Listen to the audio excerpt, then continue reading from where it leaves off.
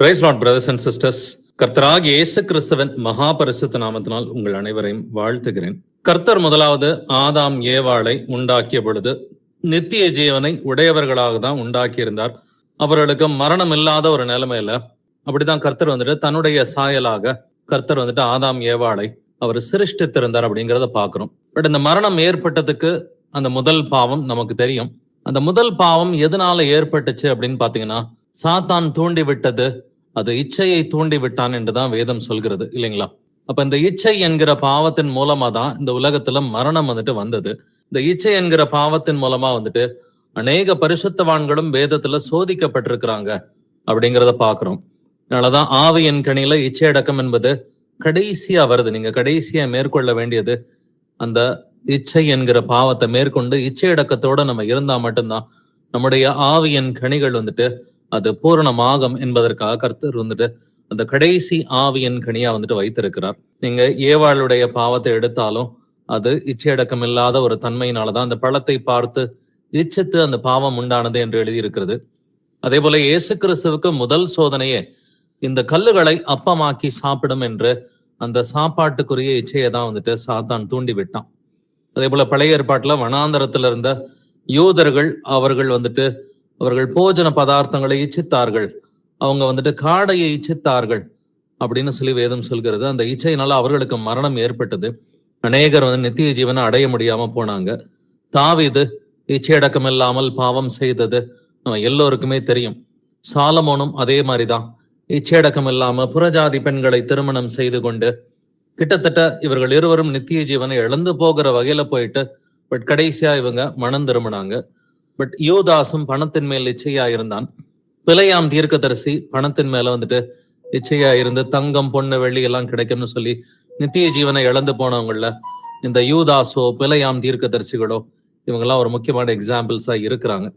அதே போல பழைய ஏற்பாட்டுல ஆக்கான் என்கிற ஒருவனை பத்தி நம்ம யோசுவாவுடைய விஷயங்கள்ல பாக்குறோம். ஸோ இப்படி அநேகர் இச்சை என்கிற பாவத்துல விழுந்து போய் தான் நித்திய ஜீவனை இழந்திருக்கிறாங்க. நாம் எப்படி இருக்க வேண்டும் என்பதை ஆராய்ந்து பார்க்கலாம். கலாத்தியர் 5ஆம் அதிகாரம் 24ஆம் வசனம் வாசிக்கலாம். Galatians 5:24. கிறிஸ்துவனுடையவர்கள் தங்கள் மாம்சத்தையும் அதன் ஆசை இச்சைகளையும் சிலுவையில் அறிந்திருக்கிறார்கள். ஆமென்.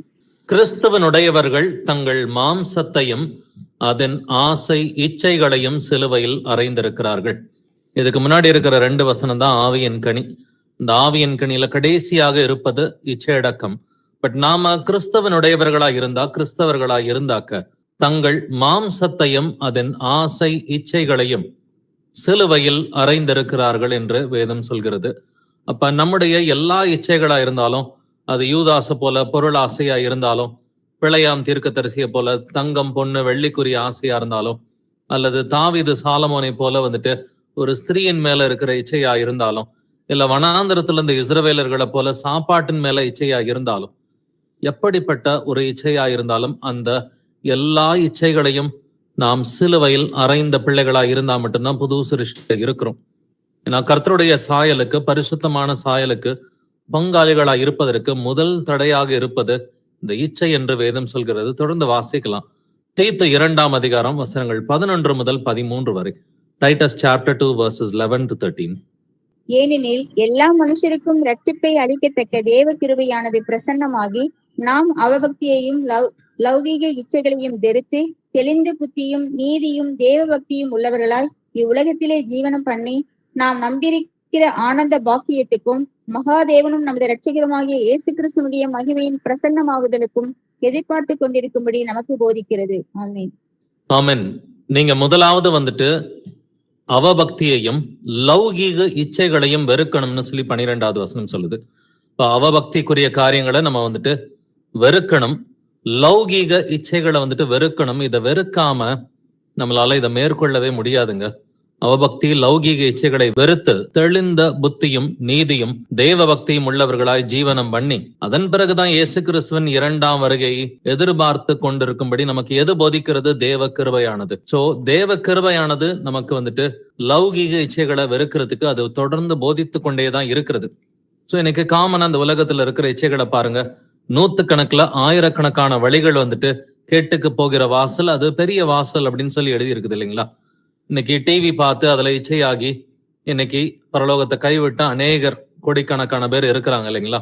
அது டிவி, சினிமா, சீரியலு, ஸ்போர்ட்ஸா இருக்கட்டும், கிரிக்கெட்டா இருக்கட்டும். இன்னைக்கு கையில யூடியூப் இருக்குது. நீங்க யூடியூப்ல உங்களுடைய இச்சைகளுக்குரிய காரியங்களை தாராளமா பார்க்க முடியும். இல்ல ஃபேஸ்புக், இன்ஸ்டாகிராம்னு நேரத்தை வீணடிக்க முடியும். இல்ல குடி போதையில இருக்கிறவங்க இருக்கிறாங்க, சிகரெட் குடிக்கிறவங்க இருக்கிறாங்க, பணத்தின் மேல இச்சையா இருக்கிறவங்க, இல்ல தங்கம், பொண்ணு, வெள்ளி, நகையின் மேல இச்சையா இருக்கிறவங்க, ஈவன் பெருமையின் மேல் இச்சையா இருக்கிற அநேகர் இருக்கிறாங்க. இல்ல வந்துட்டு எனக்கு பதவி வேணும்னு சொல்லி பவர் மேல இச்சையா இருக்கிற அநேக அரசியல்வாதிகள் வந்துட்டு இருக்கிறாங்க. சாப்பாட்டின் மேல இச்சையா இருக்கிறவங்க இருக்கிறாங்க. இச்சையான பார்வையை உடைய அநேகர் வந்துட்டு இருக்கிறாங்க. இப்படி அநேக இச்சைகள் இந்த பூமியில வந்துட்டு இருக்கத்தான் செய்கிறது.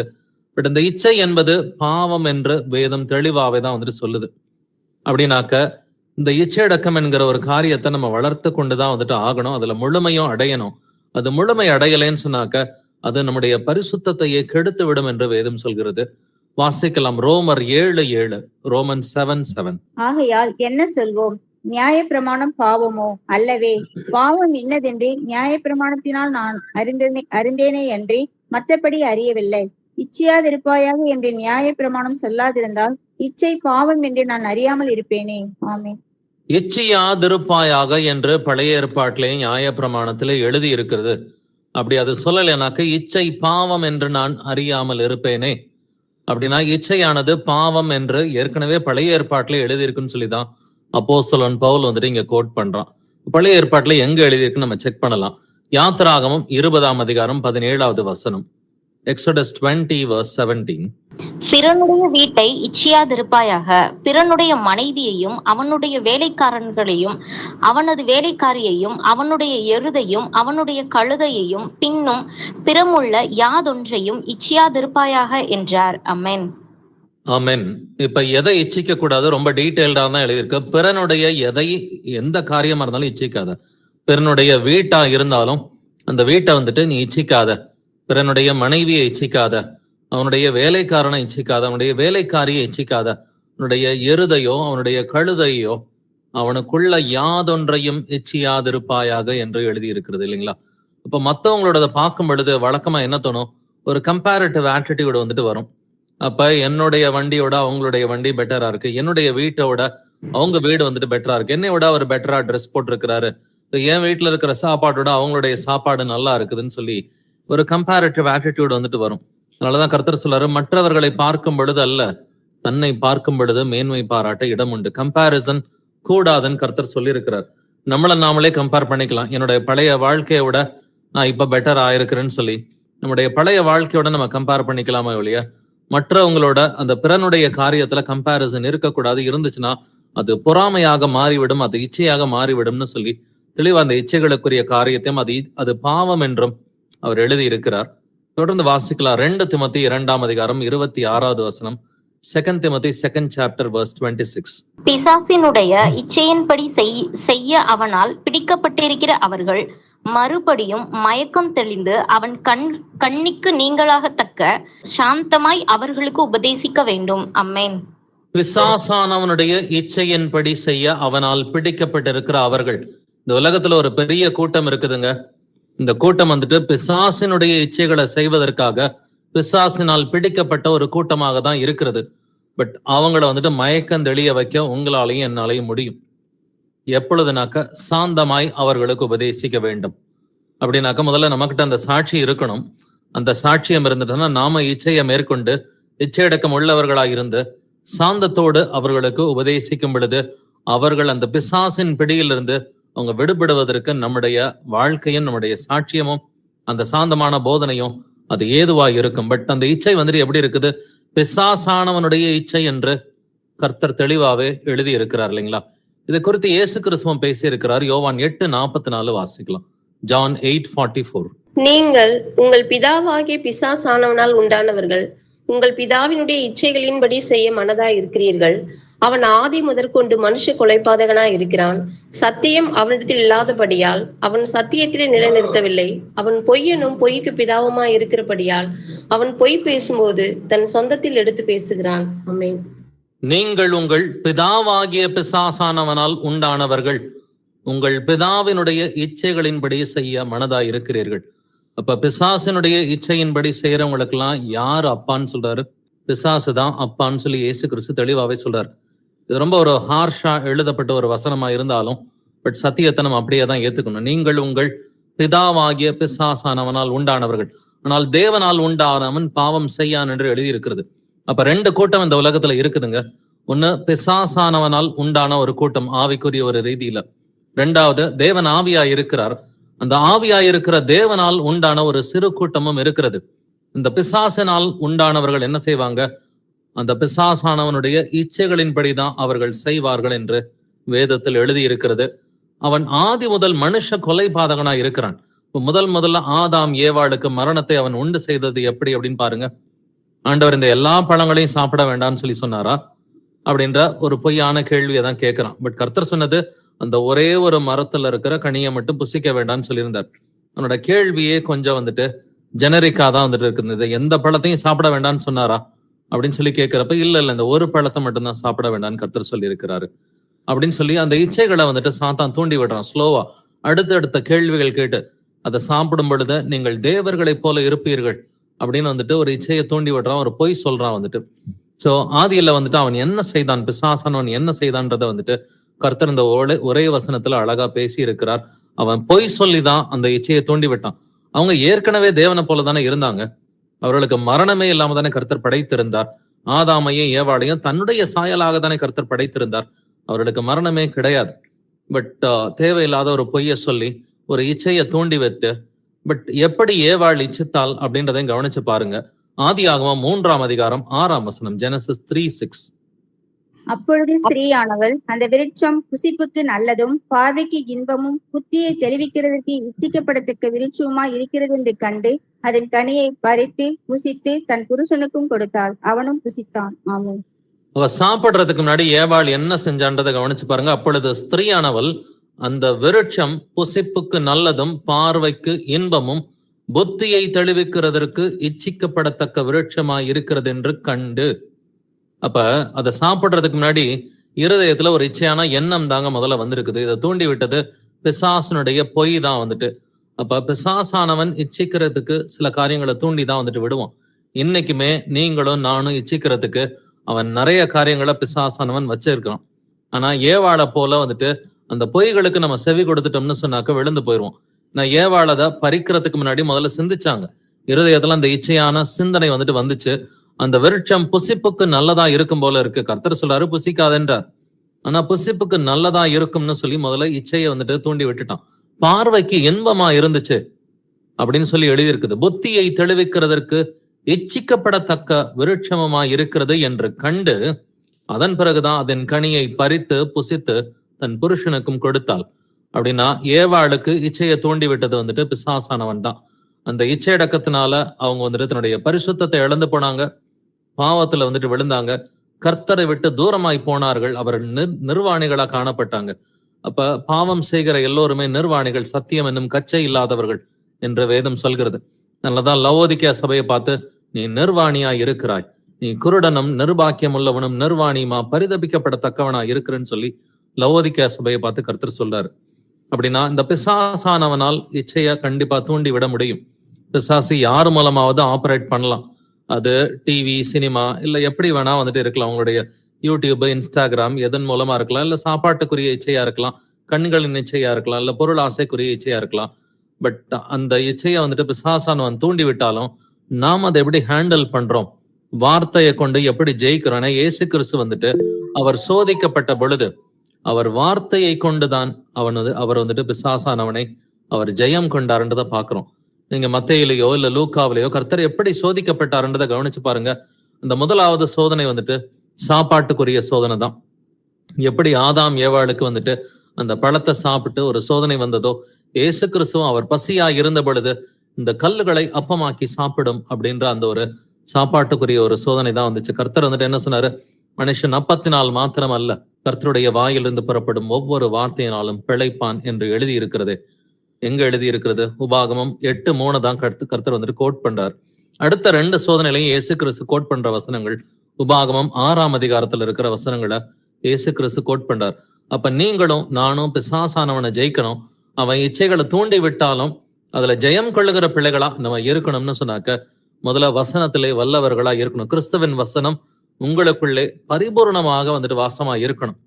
இயேசு கிறிஸ்துவின் வசனம் உங்களுடைய இருதயத்துக்குள்ளார பரிபூர்ணமா வாசமா இருந்தா மட்டும்தான் நம்மளால வந்துட்டு பிசாசானவனை ஜெயிக்க முடியும். 2 பேதுரு 1:4 வசனத்தை வாசிக்கலாம். இச்சையினால் உலகத்தில் உண்டான கேட்டுக்கு தப்பி திவ்ய சுபாவத்துக்கு பங்குள்ளவர்களாகும் பொருட்டு மகா மேன்மையும் அருமையுமான வாக்குத்தத்தங்களும் அவைகளினாலே நமக்கு அளிக்கப்பட்டிருக்கிறது. ஆமென். இச்சையினால் உலகத்தில் உண்டான கேட்டுக்கு தப்பி. அப்ப இந்த உலகத்துல கேடு வந்துட்டு உண்டானது எப்படிங்க? இச்சையினாலதான் இந்த உலகத்துல வந்துட்டு கேடு மரணம் ஏற்பட்டது. வந்துட்டு அந்த கேட்டுக்கு தப்பி திவ்ய சுபாவத்துக்கு பங்குள்ளவர்களாகும் பொருட்டு நாம் அழைக்கப்பட்டவர்களாய் இருக்கிறோம். திவ்ய சுபாவம்னா பரிசுத்தம், கர்த்தருடைய பரிசுத்தத்திற்கு பங்காளிகளாய் இருப்பதற்கு தான் நம்ம அழைக்கப்பட்டிருக்கிறோம். அப்ப பரிசுத்த குலைச்சல் ஏற்படுறதுக்கு ஒரு முக்கியமான காரணம் எதுன்னு பாத்தீங்கன்னா இந்த இச்சை தான். ஒவ்வொருத்தருக்கும் ஒவ்வொரு விதமான இச்சைகள் வந்துட்டு பழைய வாழ்க்கையில நிச்சயமாவே இருந்திருக்கும்.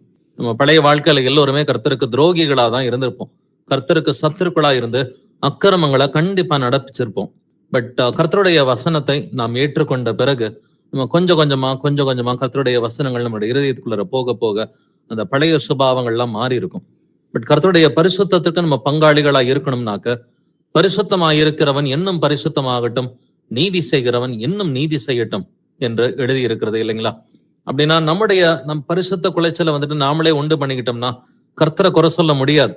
இப்ப ஏவாள் வந்துட்டு பரிசுத்த குலைச்சலை உண்டாக்கிக்கிட்டாங்கன்னா கர்த்தரை குறை சொல்ல முடியாதுன்னா கர்த்தர் முன்னமே சொல்லி இருக்கிறார், அவன் தன் சுய இச்சையினால் இழுக்கப்பட்டு சிக்குண்டு சோதிக்கப்படுகிறான், பின்பு இச்சையானது கர்ப்பம் தரித்து பாவத்தை பிறப்பிக்கும், பாவம் பூரணமாகும் போது மரணத்தை பிறப்பிக்கும். சோ இது ஏவாளுடைய விஷயத்துல நடந்ததை வந்துட்டு பாக்குறோம். அப்ப சுய இச்சையினாலதான் வந்துட்டு அவர்கள் இழுக்கப்பட்டு போனார்கள், சிக்குண்டார்கள், சோதிக்கப்பட்டார்கள். இச்சையானது கர்ப்பம் தரித்தது, அது பாவத்தை பிறப்பித்தது அப்படிங்கிறத பாக்குறோம். அதனால கர்த்தரை விட்டு தூரமாகி போயிட்டாங்க. கடைசி காலத்திலையும் இது வந்துட்டு ரொம்ப வந்துட்டு இச்சையை தூண்டுகிற ஒரு காலமா இருக்கும்னு தான் கர்த்தர் எழுதியிருக்கிறார். நீங்க 2 திமோத்தி 3:1 முதல் வசனத்திலிருந்து ஒரு 5வது வசனம் வரைக்கும் வாசிச்சு பாத்தீங்கன்னு சொன்னாக்க, மேலும் கடைசி நாட்களில் கொடிய காலங்கள் வரும் என்று அறிவாயாக. அதுல மனுஷர் எப்படி இருப்பாங்க? தற்பெரியராயும் பணப்பெரியராயும் வீம்புக்காரராயும் சோ தன்னைத்தானே இச்சிக்கிற ஒரு தன்மை கடைசி நாட்களில் இருக்கும். இன்னைக்கு எவ்வளவு பேரை பாருங்க, செல்ஃபி எடுத்து அவங்களுடைய போன்ல போய் நீங்க பாத்தீங்கன்னாக்க தன்னைத்தானே எடுத்துக்கிட்ட செல்ஃபி தான் அதிகமாவே இருக்கும். இதுதான் தற்பெரியத்துல வந்துட்டு ஒரு முக்கியமான வகையா இருக்குது. பணப்பெரியரா இருப்பாங்க. பணத்துக்குரிய இச்சை பாத்தீங்கன்னா கடந்த 100 ஆண்டுகள்ல தான் வந்துட்டு பணத்துக்குரிய இச்சைகள் அதிகமாவே வந்துட்டு இருக்குது. இது நம்ம தாத்தாவோட தாத்தா காலத்துல எல்லாம் கேள்விப்பட்டிருக்க மாட்டோம். பணத்துக்குரிய இச்சை இந்த நாட்களில் அதிகமாக வந்துட்டு இருக்கிறது. அடுத்து 3வது வசனத்துல பாத்தீங்கன்னா, சுபாவ அன்பில்லாதவர்களாயும் இணங்காதவர்களாயும் அவதூறு செய்கிறவர்களாயும் இச்சையடக்கம் இல்லாதவர்களாயும் இருப்பார்கள் என்று எழுதியிருக்கிறது. அப்ப தற்பெரியம் வந்துட்டு இருக்கும், பணத்துக்குரிய இச்சை இருக்கும், நிறைய காரியங்கள்ல இச்சையடக்கம் இல்லாதவர்களா வந்துட்டு கடைசி நாட்களில் இருப்பார்கள். அப்படின்னா உங்களை சுத்தி இருக்கிற மனிதர்களும் இச்சையடக்கம் இல்லாம இருக்கிறாங்க. அதுபோல உங்களுக்கு 1000 விதமான சோதனைகள், இச்சையை தூண்டுகிற 1000 விதமான சோதனைகள் இருக்கு. இதன் மத்தியில நம்ம பரிசுத்தமான ஜீவியத்துடனே நாம் நடக்கணும். நம்ம பழைய வாழ்க்கையில வந்துட்டு மாம்ச இச்சையின்படிதான் நடந்தோம் என்று வேதம் சொல்கிறது. வாசிக்கலாம் எபேசியர் 2:3, எபேசியன்ஸ் 2:3. அவர்களுக்குள்ளே நாம் எல்லாரும் முற்காலத்திலே நமது மாம்ச இச்சையின்படியே நடந்து நமது மாம்சமும் மனசும் விரும்பினவைகளை செய்து சுபாவத்தினாலே மற்றவர்களைப் போல கோபாக்கினையின் பிள்ளைகளாய் இருந்தோம். ஆமென். ஆமென். நாம் கோபாக்கினையின் பிள்ளைகளாய் இருந்தோம் அப்படின்னு வேதம் சொல்லுது இல்லைங்களா? எதனால கோபாக்கினின் பிள்ளைகளாய் இருந்தோம்? அவர்களுக்குள்ளே நாம் எல்லாரும் முற்காலத்திலே நம்ம பழைய வாழ்க்கையில நமது மாம்ச இச்சையின்படி நடந்து, அப்ப நம்முடைய மாம்ச இச்சையின்படிதான் நம்ம நடந்திருக்கிறோம். நம்ம பழைய வாழ்க்கையில நமது மாம்சமும் நமது மனதும் விரும்பினவைகளை செய்தோம். சுபாவத்தினாலே மற்றவர்களைப் போல கோபாக்கினையின் பிள்ளைகளாய் இருந்தோம். நம்ம பழைய வாழ்க்கையில வந்துட்டு மாம்சத்தின்படி நடந்து, இச்சைகளின்படி நடந்து நம்ம கோபாக்கினின் பிள்ளைகளாய் இருந்தோம். பட் இப்பொழுது நம்ம எப்படி இருக்கணும்? கிறிஸ்தவனுடையவர்கள் தங்கள் மாம்சத்தையும் அதன் ஆசை இச்சைகளையும் சிலுவையில் அறைந்திருக்கிறார்கள். அப்ப நம்மை நாமே நிதானித்து பார்ப்போம். நம்ம சிலுவையில எல்லாத்தையும் அரைஞ்சிட்டோமா? இல்ல இன்னமோ ஏதாவது இச்சையில இழுக்கப்பட்டு விழுந்துகிட்டு இருக்கிறோமா? அப்ப நம்மை நாமே நிதானித்தறிந்தால் நாம் நியாயம் தீர்க்கப்படும் என்று வேதம் சொல்கிறது. ஏன்னாக்க இந்த இச்சையடக்கம் இல்லாத ஒரு தன்மை, இச்சைக்கு இடம் கொடுக்கிற ஒரு தன்மை பரிசுத்தத்தை கம்ப்ளீட்டா குலைத்து போட்டு விடும். கர்த்தர் கூடிய சீக்கிரத்தில் அவர் வருகிறார். அப்படின்னா நம்ம எல்லா விதத்திலும் ஆவி ஆத்மா சரீரத்துல பரிசுத்தம் உள்ளவர்களா நம்ம இருக்கணும்னு சொல்லி வேதம் வந்துட்டு நமக்கு சொல்லி கொடுக்கிறது.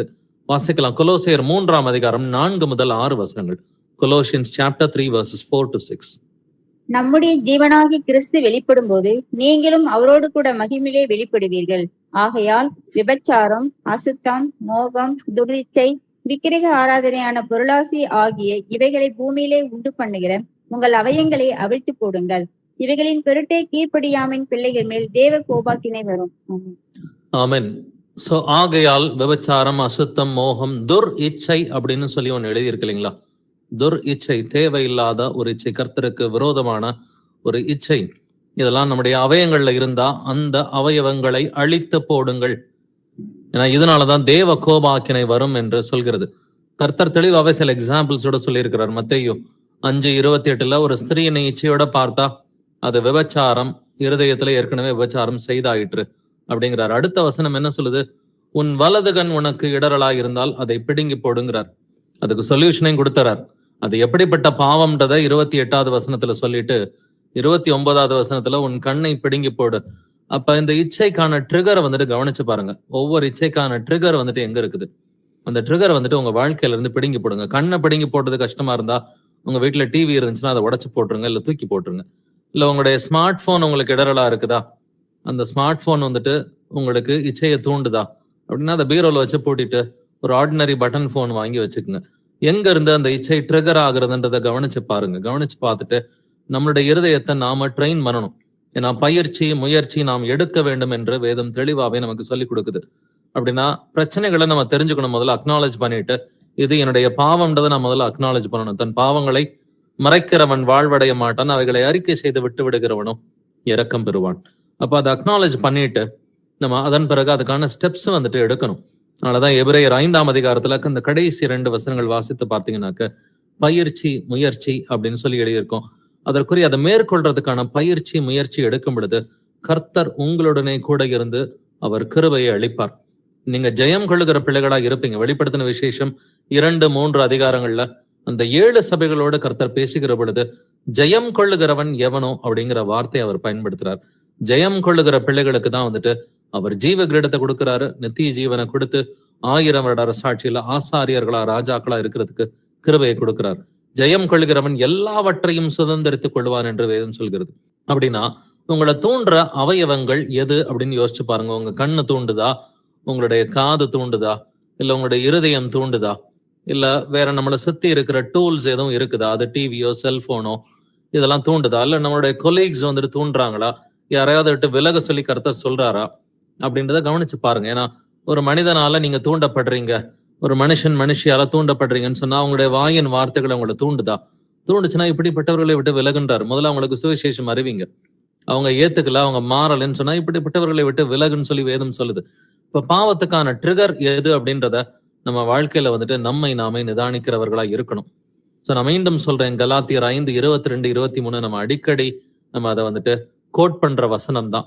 ஆவியின் கனியோ அன்பு, சந்தோஷம், சமாதானம், நீடிய பொறுமை, தயவு, நற்குணம், விசுவாசம், சாந்தம், இச்சையடக்கம். இந்த இச்சையடக்கம் செல்ஃப் கண்ட்ரோல் அப்படின்னு சொல்லி சில டிரான்ஸ்லேஷன் எழுதியிருக்கோம். கொஞ்சம் பழைய டிரான்ஸ்லேஷன்ஸ்ல டெம்பரன்ஸ் அப்படின்னு சொல்லி எழுதியிருக்கோம். இந்த செல்ஃப் கண்ட்ரோல், இப்படிப்பட்டவைகளுக்கு விரோதமான பிரமாணம் ஒன்றுமே கிடையாது, ஒன்றும் இல்லை. அப்ப இதுதான் அந்த நமக்கு ஹோலினஸ்ல இருக்கக்கூடிய வந்துட்டு ஒரு முக்கியமான காரியம். இந்த 9 ஆவியின் கனியில நீங்க பூரணப்பட்டுட்டீங்கன்னாக்க தொடர்ந்து அதுல வந்துட்டு அந்த கிரேட்ல வந்துட்டு வளர்ந்துகிட்டே போகணும். அதுலயுமே டிகிரிஸ் வந்துட்டு இருக்குது. அந்த பரிசுத்தத்துல அந்த டிகிரிஸ்ல வந்துட்டு வளர்ந்துகிட்டே போகணும். நான் இவைகள் உங்களுக்கு உண்டாயிருந்து பெருகினால் அப்படின்னு பேதுரு வந்துட்டு சொல்றான். இந்த ஆவியின் கனிகள் உங்களுக்கு முதல்ல உண்டாகணும், 2வது பெருகணும். இவைகள் உங்களுக்கு உண்டாயிருந்து பெருகினால் நம்முடைய கர்த்தராகிய இயேசு கிறிஸ்துவை அறிகிற அறிவிலே வீணரும் கனியற்றவர்களுமா இருக்க ஒட்டாது. முதல்ல இந்த ஆவியின் கனிகள் உண்டாகணும், 2வது பெருகணும். அதனாலதான் கர்த்தர் வந்துட்டு சொல்றாரு, பரிசுத்தமாயிருக்கிறவன் இன்னும் பரிசுத்தமாகட்டும். அப்படின்னா இந்த இச்சையடக்கம் அப்படிங்கிற ஒரு விஷயம் வந்துட்டு நமக்கு ரொம்ப அவசியமா இருக்கிறதுனாலதான் இது ரொம்ப கொஞ்சம் டிஃபிகல்ட்டானது. அப்படின்றதுனாலதான் கடைசியா கர்த்தர் வந்துட்டு வச்சிருக்கிறார். இப்போ கொஞ்சம் கொஞ்சமா கர்த்தருடைய அன்புல நம்ம வளர வளர ஆவிக்குரிய சந்தோஷம், சமாதானத்துல, நீடிய பொறுமை, தயவு, நற்குணம், விசுவாசம், சாந்தத்துல வளர வளர இந்த இச்சையடக்கத்தை வந்துட்டு நம்ம முழுமையா பின்பற்றுகிற பிள்ளைகளா நம்மளால இருக்க முடியும். நான் பூமிக்குரியவர்களே ஒரு சில விஷயத்துல இச்சையடக்கத்தோடு இருக்கிறாங்க இல்லைங்களா? வாசிக்கலாமே 1 கொரிந்தியர் 9:25. 1 Corinthians 9:25. பந்தயத்தில் போராடுகிற யாவரும் எல்லாவற்றிலேயும் இச்சையடக்கமாய் இருப்பார்கள். அவர்கள் அழிவுள்ள கிரீடத்தை பெறும்படிக்கு அப்படி செய்கிறார்கள். நாமோ அழிவில்லாத கிரீடத்தை பெறும்படிக்கு அப்படி செய்கிறோம். ஆமென்.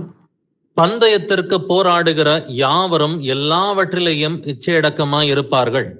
அப்ப ஒரு வெறுமனே இந்த பூமிக்குரிய காரியத்துல பந்தயத்துக்காக போராடுறவங்க, இல்ல வந்துட்டு எவ்வளோ கிரிக்கெட் வீரர்களை பாருங்க, ஃபுட்பால் வீரர்களை பாருங்க, இச்சையடக்கத்தோட தான் அவங்க இருந்து ஆகணும். அட்லீஸ்ட் சாப்பாட்டு காரியங்கள்ல இச்சையடக்கத்தோட இருந்து தான் வந்துட்டு ஆகணும். ஏன்னா அவங்களுக்கு வெறுமனதெல்லாம் அவங்களால சாப்பிட முடியாது.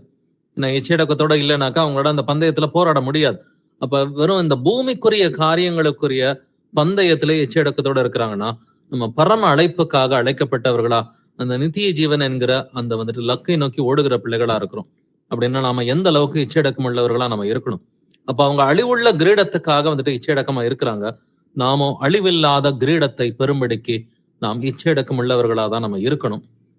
ஏன்னா இது ஒரு முக்கியமான ஒரு விஷயமா இருக்கிறதுனாலதான் கர்த்தர் வந்துட்டு அதிகமான வசனங்களை கொண்டு இந்த இச்சையடக்கத்தை பத்தி கத்துக் கொடுத்திருக்கிறாரு. வாசிக்கலாம். அப்போஸ்தலர் 24:25. அவன் நீதியையும் இச்சையடக்கத்தையும் இனிவரும் நியாயத்தீர்ப்பையும் குறித்து பேசுகையில் பேலிக்ஸ் பயமடைந்து, இப்பொழுது நீ போகலாம், எனக்கு சமயமான போது உன்னை அழைப்பேன் என்றான். ஆமென். அப்போஸ்தலன் பவுல் கைதியாயிருந்து அவன் வந்துட்டு ஃபெலிக்ஸ் அப்படின்ற ஒரு கவர்னர்கிட்ட வந்துட்டு பேசும்பொழுது அவன் என்னத்த பேசுறான்? நீதியையும் இச்சையடக்கத்தையும் இனிவரும் நியாய தீர்ப்பையும் குறித்து அவன் பேசுறான். சோ தேவனுடைய ராஜ்யத்தையும் அவனுடைய நீதியும் தேடுங்கள். தேவ நீதியை பேசுறான், சுயநீதியை பேசாம தேவ நீதியை பேசுறான். 2வது இச்சையடக்கத்தை பத்தி பேசுறான். 3வது நியாய தீர்ப்பை பத்தி பேசுறப்ப ஃபெலிக்ஸ் பயந்துட்டான். ஏன்னா ஃபெலிக்ஸுக்கு இச்சையடக்கம்லாம் கிடையாது. இனி வரும் நியாய தீர்ப்பை குறித்து ஒரு பயம்லாம் வந்துட்டு அவனுக்கு இல்லாம தான் இருந்துச்சு. தேவ நீதியை வந்துட்டு பேசாம சுயநீதியை செய்கிறவனா தான் ஃபெலிக்ஸ் வந்துட்டு இருந்தான். அப்படின்னாக்க இந்த ஃபெலிக்ஸ் வந்துட்டு என்னாச்சு? அவன் பயம் அடைந்து, அப்படின்னா it's not for everyone. இச்சையடக்கம்ன்றது ஓகே, எல்லாருமே இச்சையடக்கத்தோட இருக்கணும்னு கர்த்தர் விரும்புறார். பட் எல்லாராலும் இதை வந்துட்டு அட்டைன் பண்ண முடியாது. இது கர்த்தருடைய பிள்ளைகளுக்கு மாத்திரமே இருக்கக்கூடிய ஒரு காரியம்தான் இந்த இச்சையடக்கம்ன்றது வந்துட்டு. அப்படின்னா இதுல நம்ம இன்னும் தவறிக்கிட்டு இருக்கிறோமா? ஏதாவது ஒரு இச்சையில என்ன நம்ம பிடிக்கப்பட்டிருக்கிறோம் அப்படின்னு சொன்னாக்க நம்ம கொஞ்சம் வளர்ந்து அதுல வந்துட்டு கத்துக்கிற பிள்ளைகளா வந்துட்டு இருக்கணும்னு கர்த்தர் வந்துட்டு விரும்புறாரு.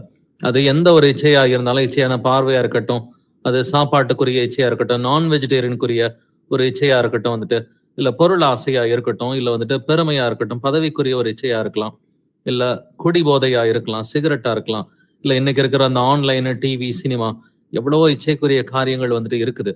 அப்ப எதுவா இருந்தாலும் நம்ம அதை மேற்கொள்ளணுன்றதான் கர்த்தருடைய சித்தமா இருக்குது. ஏன்னா நம்ம பைபிள்ல பார்த்துட்டோம், பரிசுத்தவான்கள் ஆகிய தாவீது, சாலமோன், இவர்கள் கூட வந்துட்டு இச்சையடக்கம் இல்லாம விழுந்து போனதை பார்க்கிறோம். கிட்டத்தட்ட தாவீதும் சாலமோனும் தன்னுடைய ரட்சிப்பையை இழக்கும் அளவிற்கு வந்துட்டு, கூடுமானால் தெரிந்து கொள்ளப்பட்டவர்களும் வஞ்சிக்கப்படத்தக்கதாக அப்படின்னு வசனம் சொல்லுது இல்லைங்களா?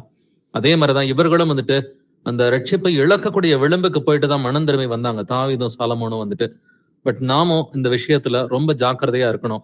ஆரம்பத்துல ஆதாம் ஏவாள் வஞ்சிக்கப்பட்டதும் இந்த இச்சையடக்கம் இல்லாம தான் அந்த பழத்தை அவர்கள் புசித்தார்கள் அப்படிங்கிறத வாசிக்கிறோம். இன்னைக்கு எல்லா விஷயத்திலையும் இச்சையடக்கம் உள்ளவர்களா இருக்கணும். அதுல ஒரு முக்கியமான ஒரு கேட்டகரியை பார்க்கலாம்.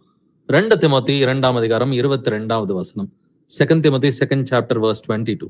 அன்றியும் பாலியத்துக்குரிய இச்சைகளுக்கு நீ விலகியோடி சுத்த இருதயத்தோட கர்த்தரை தொழுது கொள்ளுகிறவர்களுடனே நீதியையும் விசுவாசத்தையும் அன்பையும் சமாதானத்தையும் அடையும்படி நாடு.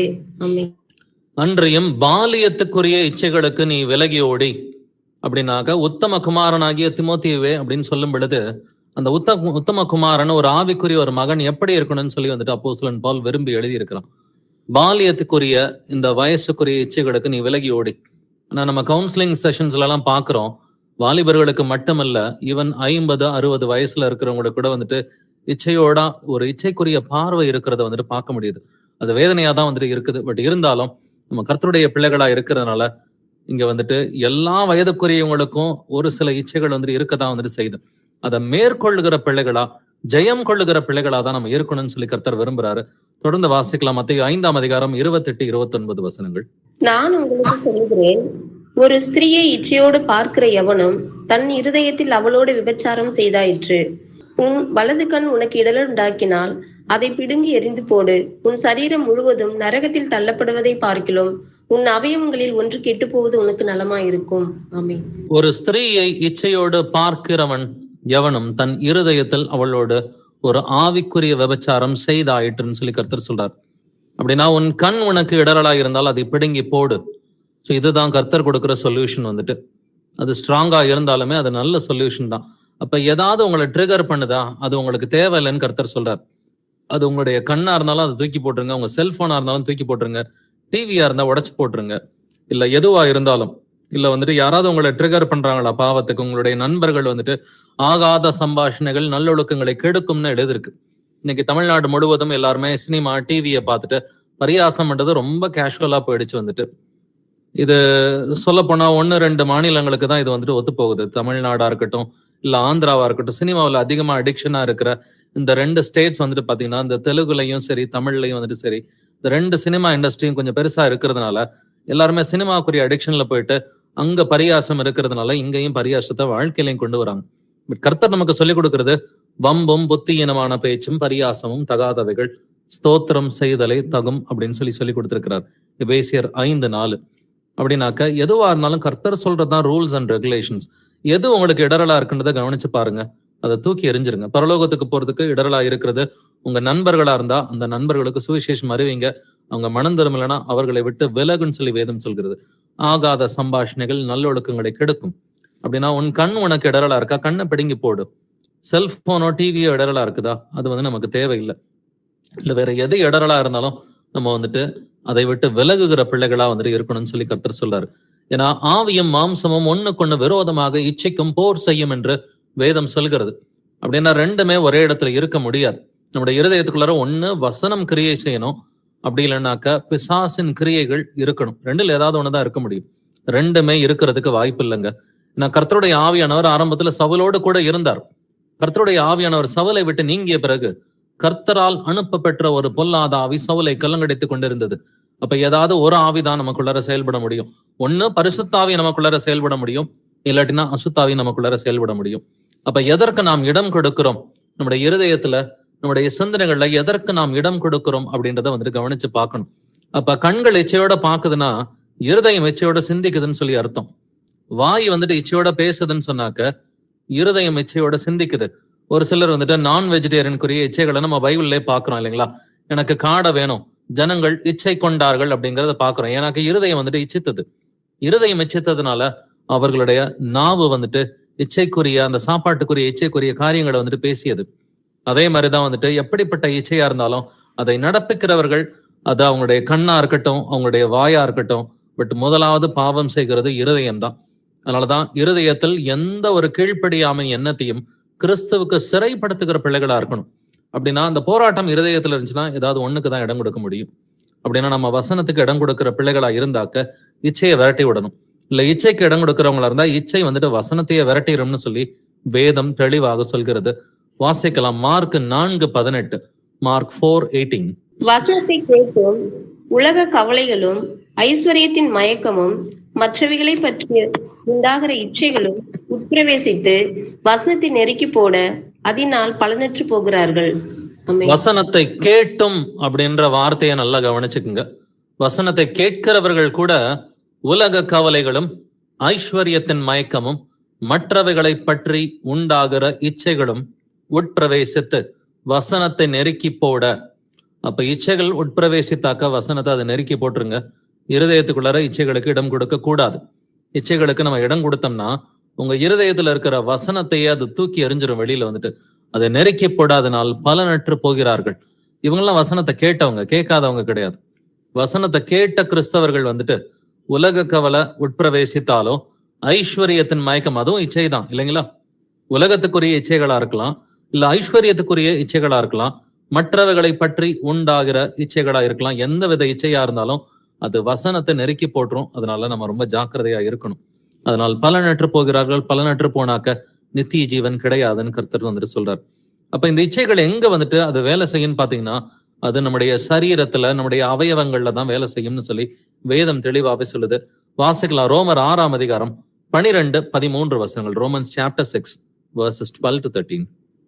ஆகையால் நீங்கள் சரீர இச்சைகளின்படி பாவத்திற்கு கீழ்ப்படியத்தக்கதாக சாவுக்கு ஏதுவான உங்கள் சரீரத்தில் பாவம் ஆளாதிருப்பதாக.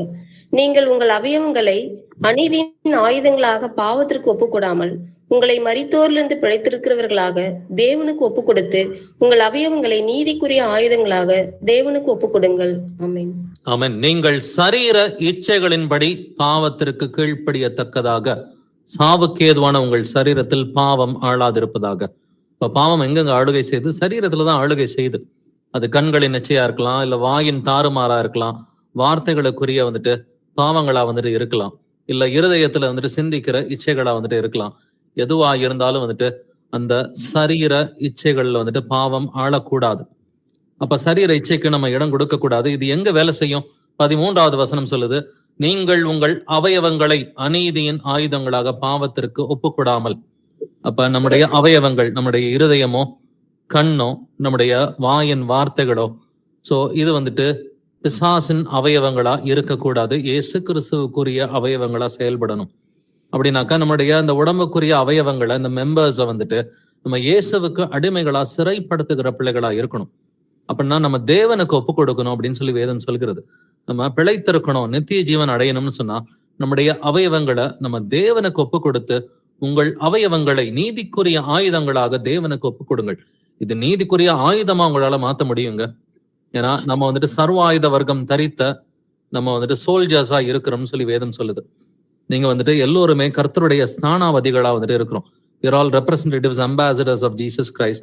அதே போல நம்ம வந்துட்டு பிசாசை ஜெயிக்கிறதுக்காக வந்துட்டு சர்வாயுத வர்க்கம் தரித்த சோல்ஜர்ஸா இருக்கிறோம்னு வேதம் சொல்லுது. அப்படின்னா சத்தியம் என்னும் கச்சை அது இடுப்புல இருக்குதா? சத்தியம் என்னும் கச்சையுடைய பிள்ளைகளா இருக்கணும். நீதி என்னும் மார்க்கவசம் நம்முடைய மார்புல வந்துட்டு நீதி என்னும் மார்க்கவசம் இருக்குதா? சமாதானத்தின் சுவிசேஷத்திற்குரிய ஆயத்தம் என்கிற பாத ரட்சை நம்மோடு கூட இருக்கிறதா?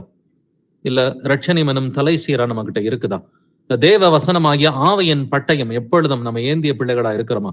சாத்தான் உங்களை சோதித்தாலும், அவன் இச்சைகளை தூண்டி விட்டாலும் வந்துட்டு, அவிசுவாசங்களை அவன் தூண்டி விட்டாலும் வந்துட்டு, பிரச்சனைகளை கிளப்பி விட்டாலும், பொல்லாங்கனையும் அக்னி ஆஸ்திரங்கள் எல்லாவற்றையும் அவித்து போடத்தக்கதாய் விசுவாசம் என்னும் கேடகத்தை பிடித்த பிள்ளைகளா இருக்கிறீங்களா? எல்லாவற்றுக்கும் மேலாக ஆவியிலே ஜெபம் பண்ணுகிற பிள்ளைகளா நீங்க இருக்கிறீங்களா? அந்த எபேசியர் 6ஆம் அதிகாரத்துல 10-18 வசனத்துல இந்த 6 ஆயுதங்கள் பிளஸ் ஆவியிலே ஜெபம் பண்ணி அப்படின்னு சொல்லி எழுதியிருக்கும். அப்படின்னாக்க இந்த சர்வாயுத வர்க்கத்தை தரித்த பிள்ளைகளா, இது எல்லாமே பாத்தீங்கன்னா ஒரு மனுஷனுடைய உடம்புல இருக்கிற அந்த ஆயுதங்களை போலதான் எழுதியிருக்கும். அப்ப பெல்ட் என்னது? பெல்ட் வந்துட்டு அது இடுப்புல கட்டுற பெல்ட், அது சத்தியம். அப்படின்னா இந்த ஆவிக்குரிய ஆயுதங்களோடு கூட நம்ம இருந்தோம்னு சொன்னா, இந்த ஆவிக்குரிய ஆயுதங்களோடு நம்மால் என்ன செய்ய முடியும் என்று வேதம் சொல்கிறது. இதை கவனிச்சு பாருங்க. 2 கொரிந்தியர் 10ஆம் அதிகாரம் 3-5 வசனங்களை வாசிப்போம். 2 Corinthians chapter 10 verses 3-5. நாங்கள் மாம்சத்தில் நடக்கிறவர்களாய் இருந்தும் மாம்சத்தின்படி போர் செய்கிறவர்கள் அல்ல. எங்களுடைய போராயுதங்கள் மாம்சத்திற்கு ஏற்றவைகளாய் இராமல் அரண்களை நிர்மூலமாக்குகிறதற்கு தேவ பலம் உள்ளவைகளாய் இருக்கிறது. அவைகளால் நாங்கள் தர்க்கங்களையும் தேவனை அறிகிற அறிவுக்கு விரோதமாய் எழும்புகிற எல்லா மேட்டிமையையும் நிர்மூலமாக்கி எந்த எண்ணத்தையும் கிறிஸ்துவுக்கு கீழ்ப்படிய சிறைப்படுத்துகிறவர்களாய் இருக்கிறோம். ஆமென். நாங்கள் மாம்சத்தில் நடக்கிறவர்களாய் இருந்தும் மாம்சத்தின்படி போர் செய்கிறவர்கள் அல்ல. உங்களுக்கு பிசாசின் ஆவிகளோடு போராட்டம் உண்டுன்னு சொல்லி எபேசியர் 6 சொல்லுதுங்க. ஆனா நம்ம மாம்சத்தின்படி போர் செய்கிற பிள்ளைகள் கிடையாது. 4வது வசனத்தை கவனிச்சு பாருங்க. எங்களுடைய போர் ஆயுதங்கள் மாம்சத்துக்கு ஏற்றவைகளா இராமல். பிசிக்கல் வெப்பன்ஸ் நமக்கு கிடையாது. இன்னைக்கு நாடுகள்லாம் சண்டை போடுறது பிசிக்கல் வெப்பன்ஸ், மனிதர்கள் சண்டை போடுறது பிசிக்கல் வெப்பன்ஸோட சண்டை போட்டாங்க. பட் நம்முடைய போர் ஆயுதங்கள் மாம்சத்துக்கு ஏற்றவைகளா இராமல் அரண்களை நிர்மூலமாக்குகிறதற்கு தேவ பலமுள்ளவைகளா இருக்கிறது. அப்ப அந்த 6 ஆயுதங்கள் நமக்கு தெரியும். ஆவியிலே ஜெபம் பண்ணுகிற பிள்ளைகளா நம்ம இருக்கிறோம். அப்ப அவைகளால் அப்படின்னா 5வது வசனம் ஆரம்பிக்குது. எவைகளால்? இந்த போர் ஆயுதங்கள் உங்கள்கிட்ட இருந்துச்சுன்னு சொன்னா, ஆவிக்குரிய ஆயுதங்கள் உங்கள்கிட்ட இருந்துச்சுன்னா, நாங்கள் தர்க்கங்களையும் தேவனை அறிகிற அறிவுக்கு விரோதமாய் எழும்புகிற எல்லா மேட்டிமையும், உங்க இருதயத்துல மேட்டிமையான சிந்தனையை கூட சாத்தான் கொடுக்கறதுக்கு எல்லா வாய்ப்புகளும் வந்துட்டு இருக்குது. மேட்டிமை, பெருமை, இது எல்லா மனுஷனுக்கும் இருக்கிற ஒரு பிரச்சனை தான் வந்துட்டு. பட் அதை கர்த்தருடைய கிருபையோட நம்ம வந்துட்டு ஜெயிக்கணும்னு சொன்னா நமக்கு இந்த ஆயுதங்கள் வந்துட்டு வேணும். ஆவிக்குரிய ஆயுதங்கள் வேணும். தேவனை அறிகிற அறிவுக்கு விரோதமாய் எழும்புகிற எல்லா மேட்டிமையும் நீங்க நிர்மூலமாக்கி எந்த எண்ணத்தையும் கிறிஸ்துவுக்கு கீழ்ப்படிய சிறைப்படுத்துகிறவர்களா இருக்கிறோம். அப்படின்னா உங்களுடைய அவயவங்கள்ல வந்துட்டு நீதி ஆளுகை செய்யணும், பரிசுத்தம் ஆளுகை செய்யணும்னாக்க முதல்ல இந்த ஆவிக்குரிய ஆயுதங்களை உடைய பிள்ளைகளா வந்துட்டு எந்த எண்ணத்தையும் இருதயத்துல வந்துட்டு இயேசு கிறிஸ்துவுக்கு சிறைப்படுத்துகிற பிள்ளைகளா நீங்க இருக்கணும். இருந்தா மட்டும்தான் உங்களுடைய கண்ணின் பார்வை பரிசுத்தமா இருக்கணும். உங்களுடைய வாயின் வார்த்தை அப்பதாங்க வந்துட்டு அது பரிசுத்தமா இருக்கணும். உங்களுடைய உடல்ல வந்து நீங்க செய்யற எல்லா கிரியைகளும் வந்துட்டு பாத்தீங்கன்னா எப்பொழுது பரிசுத்தமா இருக்கணும்னா இருதயத்துல இருந்துதான் எல்லா பாவங்களும் புறப்பட்டு வருகிறது.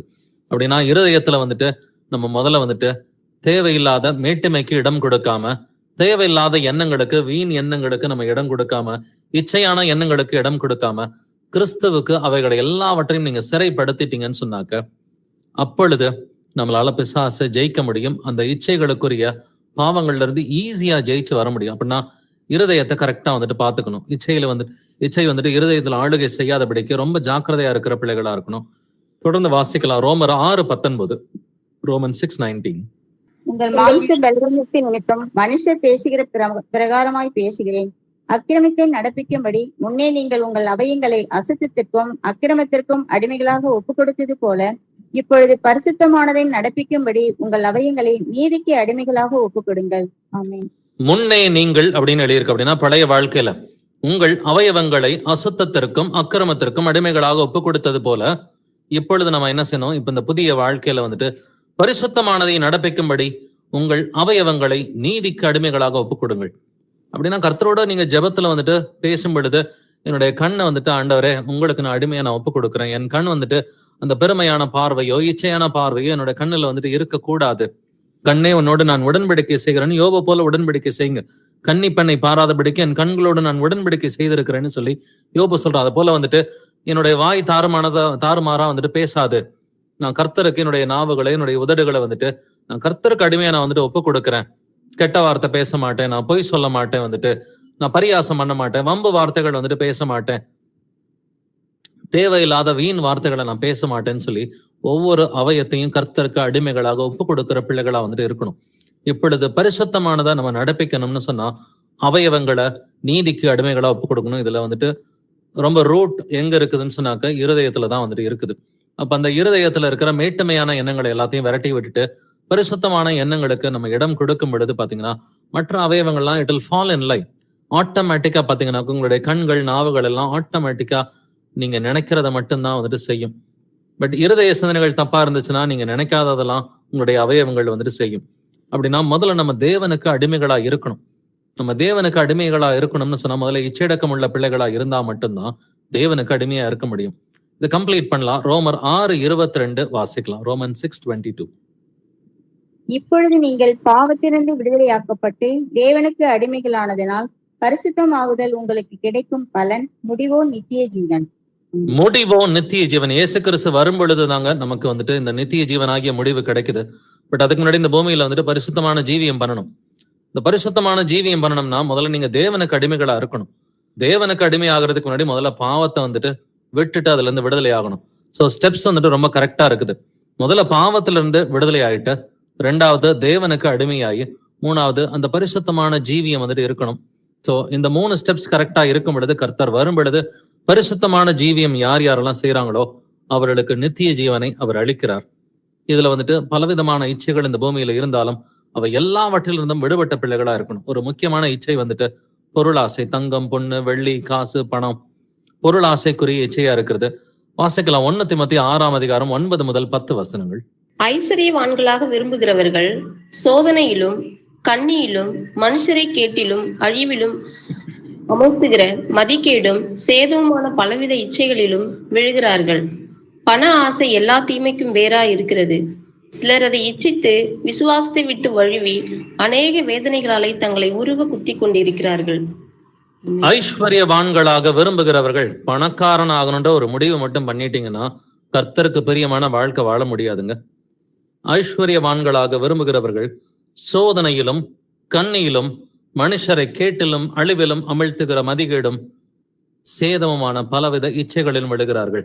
அப்ப இச்சைகளை நாமளே உருவாக்கிக்கிறோம். எப்படி? பணக்காரன் ஆகணுன்ற ஒரு முடிவை மட்டும் எடுத்துட்டோம்னு வச்சுக்கோங்களேன், ஆட்டோமேட்டிக்கா பலவித இச்சைகள்ல போய் வந்துட்டு விழுந்துருவோம். பண ஆசை எல்லா தீமைக்கும் வேறா இருக்கிறது. சிலர் அதை இச்சித்து, இப்ப பணத்தை யார் யாரெல்லாம் இச்சிக்கிறாங்களோ பக்கத்துல அடுத்த வார்த்தை என்னது? விசுவாசத்தை விட்டு வழுவி. அப்ப பணத்தை இச்சிக்கிறவங்களுக்கு அடிப்படை விசுவாசமே இருக்காதுங்க. அவங்க விசுவாசிகளா இருந்தாலும் போதகர்களா இருந்தாலும். இன்னைக்கு பணத்தை இச்சிக்கிற அநேக போதகர்கள் வந்துட்டு இருக்கிறாங்க. தமிழ்நாட்டுல அவங்க தான் ரொம்ப பாப்புலராகவே இருக்கிறாங்க. உலக அளவுல ரொம்ப பாப்புலரா இருக்கிறது யாருன்னு பாத்தீங்கன்னா பணத்தை இச்சிக்கிற போதகர்கள் தான். பட் அவங்களுக்கு அடிப்படை விசுவாசம் இருக்கும்னு நினைக்கிறீங்களா? நிச்சயமா அவங்களுக்கு அடிப்படை விசுவாசமே இருக்காது. இயேசு கிறிஸ்து என் ரட்சகர் அப்படிங்கிற அந்த அடிப்படை விசுவாசமே இல்லாதவர்கள் தான் இந்த பண ஆசை பிடித்த கிறிஸ்தவர்களா இருக்கட்டும், புறஜாதிகளா இருக்கட்டும், இல்ல வந்துட்டு போதகர்களா இருக்கட்டும். பண ஆசை எல்லா தீமைக்கும் வேறா இருக்கிறது. அப்ப உள்ளதே போதும் அப்படின்ற ஒரு எண்ணம் வந்துட்டு இருக்கணும். கர்த்தர் வந்துட்டு எனக்கு போதுமானவரா இருக்கிறார். அவர் கொடுக்கிற வந்துட்டு அந்த அடிப்படை தேவைகள் எனக்கு நிறைவேறினா அது எனக்கு போதும். நாம் முதலாவது தேட வேண்டியது தேவனுடைய ராஜ்யத்தையும் அவருடைய நீதியை மட்டும்தான். அப்பொழுது இந்த பூமிக்குரிய காரியங்கள் எல்லாம் எனக்கு கூட கொடுக்கப்படும் அப்படின்ற அந்த ஒரு மன நிறைவை வந்துட்டு இருக்கணும்.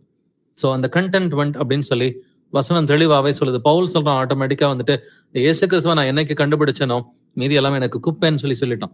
மீதி எல்லாவற்றையும் நஷ்டம் என்று நான் எண்ணிக்கொண்டிருக்கிறேன்னு சொல்றான். அப்படின்னா அந்த பூமிக்குரிய காரியங்களை வந்துட்டு பெருசா எடுத்துக்காம கர்த்தருடைய வருகைக்காக காத்திருக்கிற பிள்ளைகளா, அதுவும் புத்தி உள்ள கன்னிகைகளை போல காத்திருக்கிற பிள்ளைகளா இருக்கணும். நான் 10 கன்னிகைகள் காத்திருந்தாங்க, 5 பேர் புத்தி இல்லாதவர்கள் என்று எழுதியிருக்கிறது. இப்ப கன்னிகை என்றால் சபை என்ற அர்த்தம் இல்லைங்களா? கற்புள்ள கன்னி என்றால் அது சபையை குறிக்கிறது. அப்ப 10 சபைகள் வந்துட்டு கர்த்தருக்காக காத்திருந்தாலும் 5 பேர் புத்தி இல்லாதவர்கள், அவங்களுக்கு வந்துட்டு தீவெட்டி இருந்தாலும் எண்ணெய் இல்லாம போயிடுச்சு இல்லைங்களா? அப்படின்னாக்க இப்ப ரீசெண்டா கூட நம்முடைய சகோதரன் வந்துட்டு இதுல குரூப்ல மெசேஜ் எல்லாம் போட்டிருந்தாரு. அந்த ஓமைக்குரிய விளக்கங்களை வந்துட்டு எழுதி தெளிவாவே போட்டிருந்தார். அப்ப என்ன அர்த்தம், தீவெட்டி என்றால் என்ன அர்த்தம், புத்தி உள்ளவர்கள் புத்தி இல்லாதவர்களுக்கு என்ன வித்தியாசம் இருக்குது அப்படின்றதெல்லாம் எழுதி போட்டிருந்தார். அப்படின்னாக்க கர்த்தருக்காக காத்திருந்தா கூட அதுல ஒரு பாதியால வந்துட்டு காத்திருக்கிற கூட்டத்துல ஒரு பாதியால கூட வந்துட்டு நித்திய ஜீவனை அடைய முடியலங்க. அதுல ஒரு முக்கியமான விஷயம் பாத்தீங்கன்னா அந்த பொருள் ஆசை. இது அந்த பரிசுத்த ஆவியை வந்துட்டு விரட்டி விடுற அளவுக்கு இருக்கக்கூடிய ஒரு பெரிய பாவம் தான் இந்த பொருள் ஆசை. அப்ப இருதயத்துல வந்துட்டு பொருள் ஆசை என்கிற இச்சைக்கும் நம்ம இடம் கொடுக்க கூடாது, வேற எந்த ஒரு இச்சைக்கும் நம்ம இடம் கொடுக்க கூடாது. அதனாலதான் சபையை வழிநடத்துகிற கண்காணிகளுக்கு அடிப்படையா இருக்கக்கூடிய ஒரு குவாலிட்டி எதுன்னு பாத்தீங்கன்னா அந்த இழிவான ஆதாயத்தை இச்சிக்கிறவனுமா இராமல் அப்படின்னு இருக்கும். நீங்க 1 தீமோத்தேயு 3ஆம் அதிகாரம் படிச்சாலும் சரி, இல்ல அதுல உதவிக்காரருக்குரிய டெஃபினேஷனை படிச்சாலும், இல்ல தீத்து 1 அதிகாரத்துல வந்துட்டு மூப்பர்களுக்குரிய டெஃபினேஷனை படிச்சு பாத்தீங்கன்னா அந்த இழிவான ஆதாயத்தை இச்சிக்கிறவர்களா இருக்கக்கூடாது. இச்சையடக்கம் உள்ளவர்கள் மட்டும்தான் சபையை வழிநடத்துகிற கண்காணிகளா மூப்பர்களா இருக்கணும்னு வேதம் சொல்லுது. இதுக்கு அப்போஸ்தலன் பவுல் நல்ல ஒரு எக்ஸாம்பிளா இருக்கிறான். பொருளாசை இல்லாம இருந்ததுக்கு வாசிக்கலாம். அப்போஸ்தலர் 20:33, ஆக்ட்ஸ் 20:33. ஒருவனுடைய வெள்ளியாகிலும் பொன்னையாகிலும் வஸ்திரத்தையாகிலும் நான் இச்சிக்கவில்லை. ஆமென். ஒருவனுடைய வெள்ளியையாகிலும் பொன்னையாகிலும் வஸ்திரத்தையாகிலும் நான் இச்சிக்கவில்லை அப்படின்னு தைரியமா தான் வந்துட்டு இங்க பேசலாம் இல்லைங்களா? அப்ப நான் பொருள் ஆசை வந்துட்டு கிறிஸ்தவர்களாகிய நமக்கு இருக்கக்கூடாது. கர்த்தர் என்ன கொடுக்குறாரோ போதும் ஆண்டவரே. இந்த உலகத்துக்குரிய ஜீவியத்துக்காக அதிகமா நம்ம ஜெபிக்கணும்னு கூட அவசியம் இல்லை. ஆண்டவர் ஆட்டோமேட்டிக்கா சொல்லிட்டாரு, இதெல்லாம் கூட கொடுப்பேன்னு சொல்லிட்டார். நாம தேட வேண்டியது வந்துட்டு அந்த பரம அழைப்புக்காக மட்டும்தான் நம்முடைய தேடுதல் வந்துட்டு இருக்கணும். பரிசுத்தத்தை நோக்கி ஓடுகிற பிள்ளைகளா வந்துட்டு இருக்கணும். பட் இன்னொரு முக்கியமான விஷயம், இது அநேகர் வந்துட்டு இதை சாதாரணமா கூட நினைக்கலாம். பட் சாப்பாட்டுக்கான இச்சை, இதுதான் பைபிள்ல வந்துட்டு ரொம்ப ஒரு முக்கியமான ஒரு விஷயமாவே எழுதப்பட்டிருக்குது. வந்துட்டு ஏவாள் சாப்பாட்டுக்குரிய காரியத்துலதான் அவங்க விழுந்து போனாங்க. இயேசு கிறிஸ்துவுக்கு கர்த்தருக்கே முதல் சோதனை சாப்பாட்டுக்குரிய சோதனையா தான் இருந்துச்சு. வனாந்தரத்துல இந்த இஸ்ரவேல் மக்கள், லட்சக்கணக்கான இஸ்ரவேல் மக்கள் அந்த காலத்துல நித்திய ஜீவனை இழந்ததுக்கு சாப்பாடு ஒரு முக்கியமான காரணமா இருந்துச்சு. வாசிக்கலாம், என்ன ஆகமம் 11:4 வாசிக்கலாம். நம்பர்ஸ் 11:4. அவர்களுக்குள் இந்த பல ஜாதியான அந்நிய ஜனங்கள் மிகுந்த இச்சை உள்ளவர்கள் ஆனார்கள். இஸ்ரவேல் புத்திரரும் திரும்ப அழுது, நமக்கு இறைச்சியை புசிக்க கொடுப்பவர் யார்? ஆமென். ஆமென். அவர்கள் இச்சை உள்ளவர்கள் ஆனார்கள். அதே போல இஸ்ரவேல் புத்திரரும் என்ன பண்ணாங்க, நமக்கு இறைச்சியை புசிக்க கொடுப்பவர் யார்? என்னைக்குமே அந்த சாப்பாடு சாப்பிடலாம், அதுல தப்பு கிடையாது. வந்துட்டு அது உடலுக்கு ஆரோக்கியமாக தான் வந்துட்டு இருக்கும். பட் அது இச்சையா மாறிடுச்சுன்னு சொன்னாக்க அது மரணத்தை பிறப்பிக்கும் என்று வேதம் தெளிவாவே வந்துட்டு சொல்லுது. அந்த சாப்பாட்டுக்குரிய இச்சை எங்க தெரியும்? நம்ம வாயின் வார்த்தைகள்ல தெரியும். வாயின் வார்த்தைகள்ல வந்துட்டு சாப்பாட்டுக்குரிய டிஸ்கஷன்ஸ் வந்துகிட்டே ஏதோ அந்த நேரத்துல நம்ம வந்துட்டு சமைக்கிறோம், சாப்பிடுறோம், தட் இஸ் ஓகே. பட் அது ஒரு பெரிய டிஸ்கஷனா வந்துட்டு இருக்கக்கூடாது. குறிப்பா அந்த நான் வெஜிடேரியனுக்குரிய ஒரு இச்சையை தான் வந்துட்டு இங்க நம்ம வந்துட்டு பாக்குறோம். ஏன்னா அடிப்படை தேவைகள்னு வந்துட்டு சொல்ற உணவு, உடை, இருப்பிடம் அப்படின்னு வந்துட்டு சொல்றோம் இல்லைங்களா? தண்ணி குடிக்கிறதுலதான் கர்த்தர் டெஸ்ட் பண்ணி பார்த்தார். மாறாவில வந்துட்டு கசப்பான தண்ணி இருந்தது. அதுக்கு முன்னாடி 3 நாள் தண்ணியே கிடைக்கல.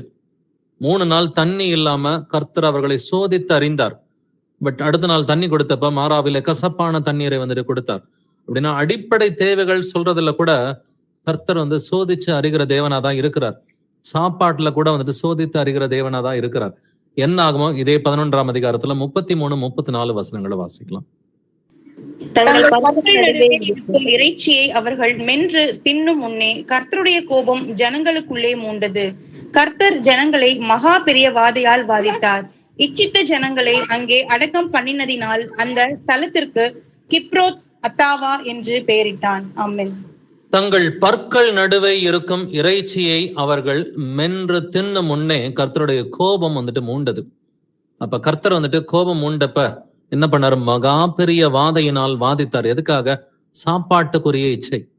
இச்சித்த ஜனங்களை அங்கே அடக்கம் பண்ணினதுனால்.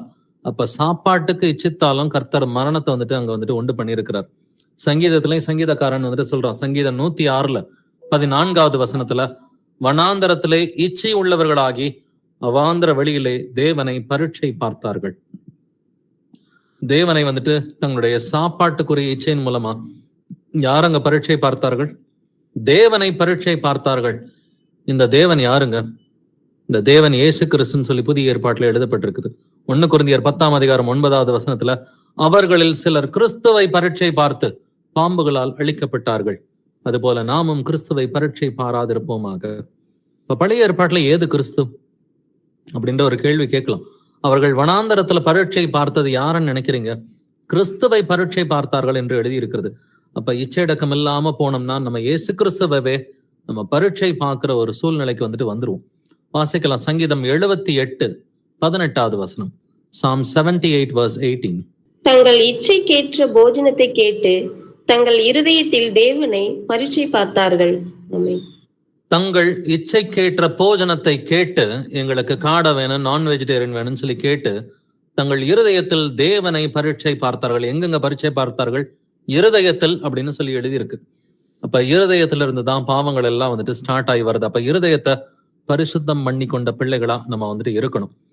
சில நேரம் அந்த இச்சைகளுக்குரிய பிரச்சனைகள்ல என்ன நடக்கும்னு சொன்னா, கர்த்தர் அந்த இச்சைக்குரிய காரியத்தை கொடுத்துருவார். வாசிங்களேன். சங்கீதம் 78 வசனங்கள் 29 முதல் 31 வரைக்கும். அவர்கள் புசித்து திருப்தி அடைந்தார்கள். அவர்கள் இச்சித்ததை அவர்களுக்கு கொடுத்தார். அவர்கள் தங்கள் இச்சையை வெறுக்கவில்லை. அவருடைய போஜனம் அவர்கள் வாயில் இருக்கும் போதே தேவ கோபம் அவர்கள் மேல் எழும்பி அவர்களில் கொழுத்தவர்களை சங்கரித்து இஸ்ரவேலில் விசேஷித்தவர்களை மடிய பண்ணிற்று. ஆமென். அவர்கள் இச்சித்ததை அவர்களுக்கு கொடுத்தார் அப்படின்னு வேதம் சொல்லுது இல்லைங்களா? இந்த இச்சையில பிரச்சனைனா நிறைய பேர் இந்த பூமிக்குரிய இச்சையோட ஜெபம் பண்றாங்க. ஆண்டவரே எங்களுக்கு இதை கொடுங்க அதை கொடுங்கன்னு சொல்லி. சில நேரம் இச்சித்ததை கர்த்தர் கொடுத்துட்டாருன்னா நமக்கே அது பெரிய கண்ணியாக முடிந்து விடும். 30வது வசனம் சொல்லுது, அவர்கள் தங்கள் இச்சையை வெறுக்கவில்லை. அப்ப இச்சையை வெறுக்காம, ஆண்டவரே இன்னும் எனக்கு இதை கொடுங்க அதை கொடுங்க. ஒரு வீட்டுக்கு பிரேயருக்கு போயிருந்தப்ப அவங்க ஒரு காரியத்தை கேட்டாங்க. ஏற்கனவே ஒரு சொந்த வீடு வச்சிருந்தாங்க. பிரதர் எங்களுக்கு 2வது வீடு வாங்கணும், பக்கத்து வீடே வாங்கணும், எங்களுக்கு ப்ரே பண்ணுங்கன்னு சொல்லி கேட்டாங்க. சாரி சிஸ்டர், ப்ரே பண்ண முடியாது, கர்த்தருக்கு இது சித்தம் இல்லை. ஏன்னா 2வது வீடு வாங்குறது கர்த்தருடைய இது சித்தமா இருக்குமா? ஏன்னா உள்ளதே போதும்ன்ற அந்த எண்ணம் அவங்களுக்கு இல்லை. இந்த முதல் வீட்டுக்குரிய கடனை இன்னும் முடியல. முதல் வீட்டுக்குரிய கடன் முடியாம 2வது வீடு வாங்கணும் அப்படின்னா அந்த பூமிக்குரிய இச்சைக்காக ஜெபம் பண்றதுக்கும் இன்னொருத்தரை தூண்டுறாங்க. அப்ப அவர்கள் இச்சித்ததை தாங்கள் வெறுக்கவில்லை என்று வேதம் சொல்கிறது. அவர்கள் இச்சித்ததை சில நேரம் கர்த்தர் கொடுத்துட்டாருன்னா அதுலயும் ஒரு கண்ணியை போல போய் மாட்டிக்கும். அதனாலதான் பணக்காரன் ஆகணுன்ற எண்ணம் வேண்டாம்னு சொல்லி வேதம் தெளிவாவே சொல்லுது. ஐஸ்வர்யவான்களாக விரும்புகிறவர்கள் அவர்கள் பலவிதமான கண்ணியிலும் சோதனையிலும் அவர்கள் சிக்கிக் கொள்வார்கள் என்று வேதம் சொல்கிறது. அப்ப அது சாப்பாட்டுக்குரிய இச்சையா இருந்தாலும் அதை ஜெயம் கொள்ளுகிற பிள்ளைகளா நம்ம இருக்கணும். பட் இச்சை அடக்கத்தை கத்துக்கிட்ட பிள்ளைகளுக்கு என்ன கிடைக்கும் அப்படின்றத நம்ம பார்க்கலாம். 1 யோவான் 2ஆம் அதிகாரம் 16, 17 வசனங்களை வாசிக்கலாம். ஏனெனில் மாம்சத்தின் இச்சையும் கண்களின் இச்சையும் ஜீவனத்தின் பெருமையும் ஆகிய உலகத்தில் உள்ளவைகள் எல்லாம் பிதாவினால் உண்டானவைகள் அல்ல, அவைகள் உலகத்தினால் உண்டானவைகள். உலகமும் அதன் இச்சையும் ஒழிந்து போம், தேவனுடைய சித்தத்தின்படி செய்கிறவனோ என்னென்றைக்கும் நிலைத்திருப்பான். மாம்சத்தின் இச்சையும் கண்களின் இச்சையும் ஜீவனத்தின் பெருமையும் இது எல்லாமே ஒளிஞ்சு போயிருங்க. இதெல்லாம் இந்த உலகத்தினால் உண்டானவைகள். பட் உலகமும் அதன் இச்சையும் ஒளிந்து போகும், தேவனுடைய சித்தத்தின்படி செய்கிறவனோ. அப்ப இந்த இச்சை எல்லாத்தையும் மேற்கொண்டு இச்சையடக்கத்தோடு வாழ்கிற பிள்ளைகளுக்கு தேவனுடைய சித்தத்தின்படி செய்கிறவன் என்றென்றைக்கும் நிலைத்திருப்பான். நித்திய ஜீவனை கர்த்தர் கொடுக்கிறதுக்கு அவர் ரெடியா தான் இருக்கிறார். கர்த்தருடைய வருகையின் போது அவர் நம்மை பரிசுத்தம் உள்ளவர்களா அவர் காணும் பொழுது பாத்தீங்கன்னா நித்திய ஜீவனை கொடுப்பார். பட் ஆனா இப்போ ஒரு பிரச்சனை பாத்தீங்கன்னா, புதுசா கர்த்தருடைய வருகையே கொஸ்டின் பண்ற மாதிரி வந்துட்டு சூழ்நிலைகள்லாம் வந்துட்டு அநேக கிறிஸ்தவர்களே அதை கொஸ்டின் பண்ணுவாங்க. நான் வசனம் அப்படிதான் சொல்லுது. 2 பேதுரு 3ஆம் அதிகாரத்துல அந்த 3ல இருந்து வசனங்களை வாசிச்சு பாத்தீங்கன்னா, அநேக பரியாசக்காரர் கடைசி நாட்களில் எழுந்து வந்து தங்கள் சுய இச்சைகளின்படியே நடந்து அவர் வருவார் என்று சொல்கிற வாக்குத்தத்தம் எங்கே அப்படின்ற ஒரு கேள்வியை கேட்பாங்க. யாருங்க இந்த கேள்வியை கேட்பா? பரியாசக்காரர் இந்த கேள்வியை கேட்பாங்க. அவங்க வந்துட்டு எப்படி அவங்களுடைய நடக்கை இருக்கும்? தங்களுடைய சுய இச்சைகளின்படி நடந்து. அப்ப இச்சையடக்கம் இல்லாதவர்களால, இந்த பரியாசக்காரர் இச்சையடக்கம் இல்லாதவர்களா இருக்கிறதுனால அவர் வருவார் என்று சொல்கிற வாக்குத்தத்தம் எங்கே? அப்ப கர்த்தருடைய வருகைக்குரிய வாக்குத்தத்தம் யாருக்கு தெரியும்? கிறிஸ்தவர்களுக்கு தான் தெரியும். நடக்கையினால அவர்களுடைய கேள்விகள் வந்துட்டு இருக்குது. வாயின் வார்த்தைகள்னால கேட்க மாட்டாங்க. நடக்கையினால கர்த்தர் வருவார் என்கிற ஒரு எண்ணமே இல்லாம உங்களுடைய பிளான்ஸ் எல்லாமே அடுத்த ஒரு 25 வருஷம் 50 வருஷத்துக்குரிய பிளான்ஸ் வந்துட்டு இருக்கும். கர்த்தர் வருவார் என்ற தன்னுடைய வாழ்க்கையை வந்துட்டு மாத்திக்க மாட்டாங்க. அவர் வரமாட்டாருன்னு நினைச்சுதான் எல்லா பிளான்ஸுமே இருக்கும். அடுத்த ஒரு 20 வருஷம் 30 வருஷத்துக்குரிய பிளான்ஸ் எல்லாம் அவர் இப்போதைக்கு வரமாட்டாரு அப்படின்னா கர்த்தருடைய வருகைக்கு ஏற்ற மாதிரி நம்முடைய வாழ்க்கையை வந்துட்டு மாத்திக்கணும். அப்படி இல்லைன்னாக்க அவருடைய பரிசுத்தத்துக்கு பங்காளிகளா இருக்க முடியாது. ஏன்னா கர்த்தர் பரிசுத்தர் அப்படின்றது நமக்கு தெரியும். நாமும் நம்முடைய நடக்கைகள் எல்லாவற்றிலையும் பரிசுத்தராயிருங்கள். இந்த வசனம் எல்லாம் நம்ம அடிக்கடி கேட்கிற வசனம் தான். பட் அதுக்கு முந்தின வசனத்தை வாசிச்சு பார்த்திருக்கிறோமா? கவனிக்கலாம். 1 பேதுரு 1 அதிகாரம் 14 முதல் 16 வரை. நீங்கள் முன்னே உங்கள் அறியாமையினாலே கொண்டிருந்த இச்சைகளின்படி இனி நடவாமல் கீழ்ப்படுகிற பிள்ளைகளாய் இருந்து உங்களை அழைத்தவர் பரிசுத்தராய் இருக்கிறது போல நீங்களும் உங்கள் நடக்கைகள் எல்லாவற்றிலேயும் பரிசுத்தராய் இருங்கள். நான் பரிசுத்தர் ஆகையால் நீங்களும் பரிசுத்தராய் இருங்கள் என்று எழுதியிருக்கிறதே. ஆமென். ஆமென். உங்களை அழைத்தவர் பரிசுத்தராய் இருக்கிறது போல நீங்களும் உங்கள் நடக்கைகள் எல்லாவற்றிலேயும் பரிசுத்தராயிருங்கள். இது நமக்கு நல்லா தெரிஞ்ச வசனம் தான். பட் இதுக்கு முந்தின வசனத்துல பாத்தீங்கன்னா கடைசியா கமா இருக்கும். இப்ப முந்தின வசனத்தோட கம்பைன் பண்ணி தான் இதை எப்பொழுதும் படிக்கணும். நீங்கள் முன்னமே உங்கள் அறியாமையினாலே கொண்டிருந்த இச்சைகளின்படியே இனி நடவாமல் கீழ்ப்படுகிற பிள்ளைகளாக இருந்து அதன் பிறகு பரிசுத்தமா இருங்கன்னு கர்த்தர் சொல்றார். அப்ப இச்சைகளின்படி நடக்காதவர்களால மட்டும்தான் பரிசுத்தமா வாழ முடியும். அப்ப இச்சைகளை விட்டுட்டாதான் நம்ம கர்த்தருடைய பரிசுத்தத்திற்கு அந்த புது சிருஷ்டிக்கு பங்காளிகளா வந்துட்டு இருக்க முடியும். அதனாலதான் வந்துட்டு அந்த பழைய சிருஷ்டியை களைந்து போடணும்னா அந்த பழைய மனுஷனுக்குரிய இச்சைகளாலே கெட்டு போகிற பழைய மனுஷனை நீங்கள் களைந்து போட்டு அப்படின்னு வேதம் சொல்லுது. அப்ப பரிசுத்தத்துல வந்துட்டு பங்காளிகளா இருக்கணும்னா அந்த இச்சைக்குரிய காரியத்தை வந்துட்டு மேற்கொண்டு விட்டுதான் இந்த காரியத்தை நம்மளால செய்ய முடியும். கடைசியா ஒரு சில வசனங்களோட நம்ம முடிக்கலாம். எபேசியர் 4ஆம் அதிகாரம் 22 முதல் 24 வசனங்கள். Ephesians chapter 4 verses 22 to 24. அந்தபடி முந்தின நடக்கைக்குரிய மோசம் போக்கும் இச்சைகளாலே கெட்டு போகிற பழைய மனுஷனை நீங்கள் களைந்து போட்டு உங்கள் உள்ளத்திலே புதிதான ஆவியுள்ளவர்களாகி மெய்யான நீதியிலும் பரிசுத்தத்திலும் தேவனுடைய சாயலாக சிருஷ்டிக்கப்பட்ட புதிய மனுஷனை தரித்துக் கொள்ளுங்கள். ஆமென். புதிய மனுஷனை தரித்துக் கொள்ளுங்கள். எப்படி இந்த புதிய மனுஷனை தரித்துக் கொள்ள முடியும்? முந்தின நடக்கைக்குரிய மோசம் போக்கும் இச்சைகளாலே கெட்டு போகிற பழைய மனுஷனை நீங்கள் களைந்து போட்டு. இப்ப பழைய மனுஷன் எப்படிப்பட்ட மனுஷன்? அவன் மோசம் போக்கும் இச்சைகளாலே கெட்டு போகிற பழைய மனுஷன். அவனை வந்துட்டு முதல்ல களைந்து போடணும். அவனை களைந்து போட்டாதான் புதிதான ஆவி உள்ளவர்களாகி பரிசுத்தாவி உங்களுக்குள்ளார வருவார். பரிசுத்தாவி நமக்குள்ளார வரணும்னா அந்த பழைய இச்சைக்குரிய மனுஷன் வந்துட்டு களைந்து போடணும். அப்ப புதிதான ஆவி உள்ளவர்களாகி பரிசுத்தாவி உங்களுக்குள்ளார வரும் பொழுது புதிய மனுஷனை தரித்துக் கொள்ளுங்கள் என்று வேதம் சொல்கிறது. அப்படின்னா ஆவிக்கு ஏற்றபடி நம்ம நடக்கணும் அப்படின்னு சொன்னாக்க பழைய இச்சைகளை வந்துட்டு விடணும். ஆவிக்கு ஏற்றபடி நம்ம பிழைக்கணும் அப்படின்னா பழைய இச்சைகளை வந்துட்டு நம்ம கண்டிப்பா வந்துட்டு விட்டுத்தான் ஆகணும். அந்த ஆவியின் கனியில வந்துட்டு இச்சையடக்கம் இருக்குதுன்றது நமக்கு தெரியும். அதே போல இந்த ஆவியின் கனியை பத்தி பேதுருவும் எழுதியிருக்கிறார். 2 பேதுரு 1 அதிகாரத்துல 5 முதல் 8 வசனங்கள். இதுவும் நம்ம அடிக்கடி படிக்கிற ஒரு வசனம் தான். உங்கள் விசுவாசத்தோட தைரியத்தையும், தைரியத்தோட ஞானத்தையும், ஞானத்தோட இச்சையடக்கத்தையும், இச்சையடக்கத்தோட பொறுமையையும்.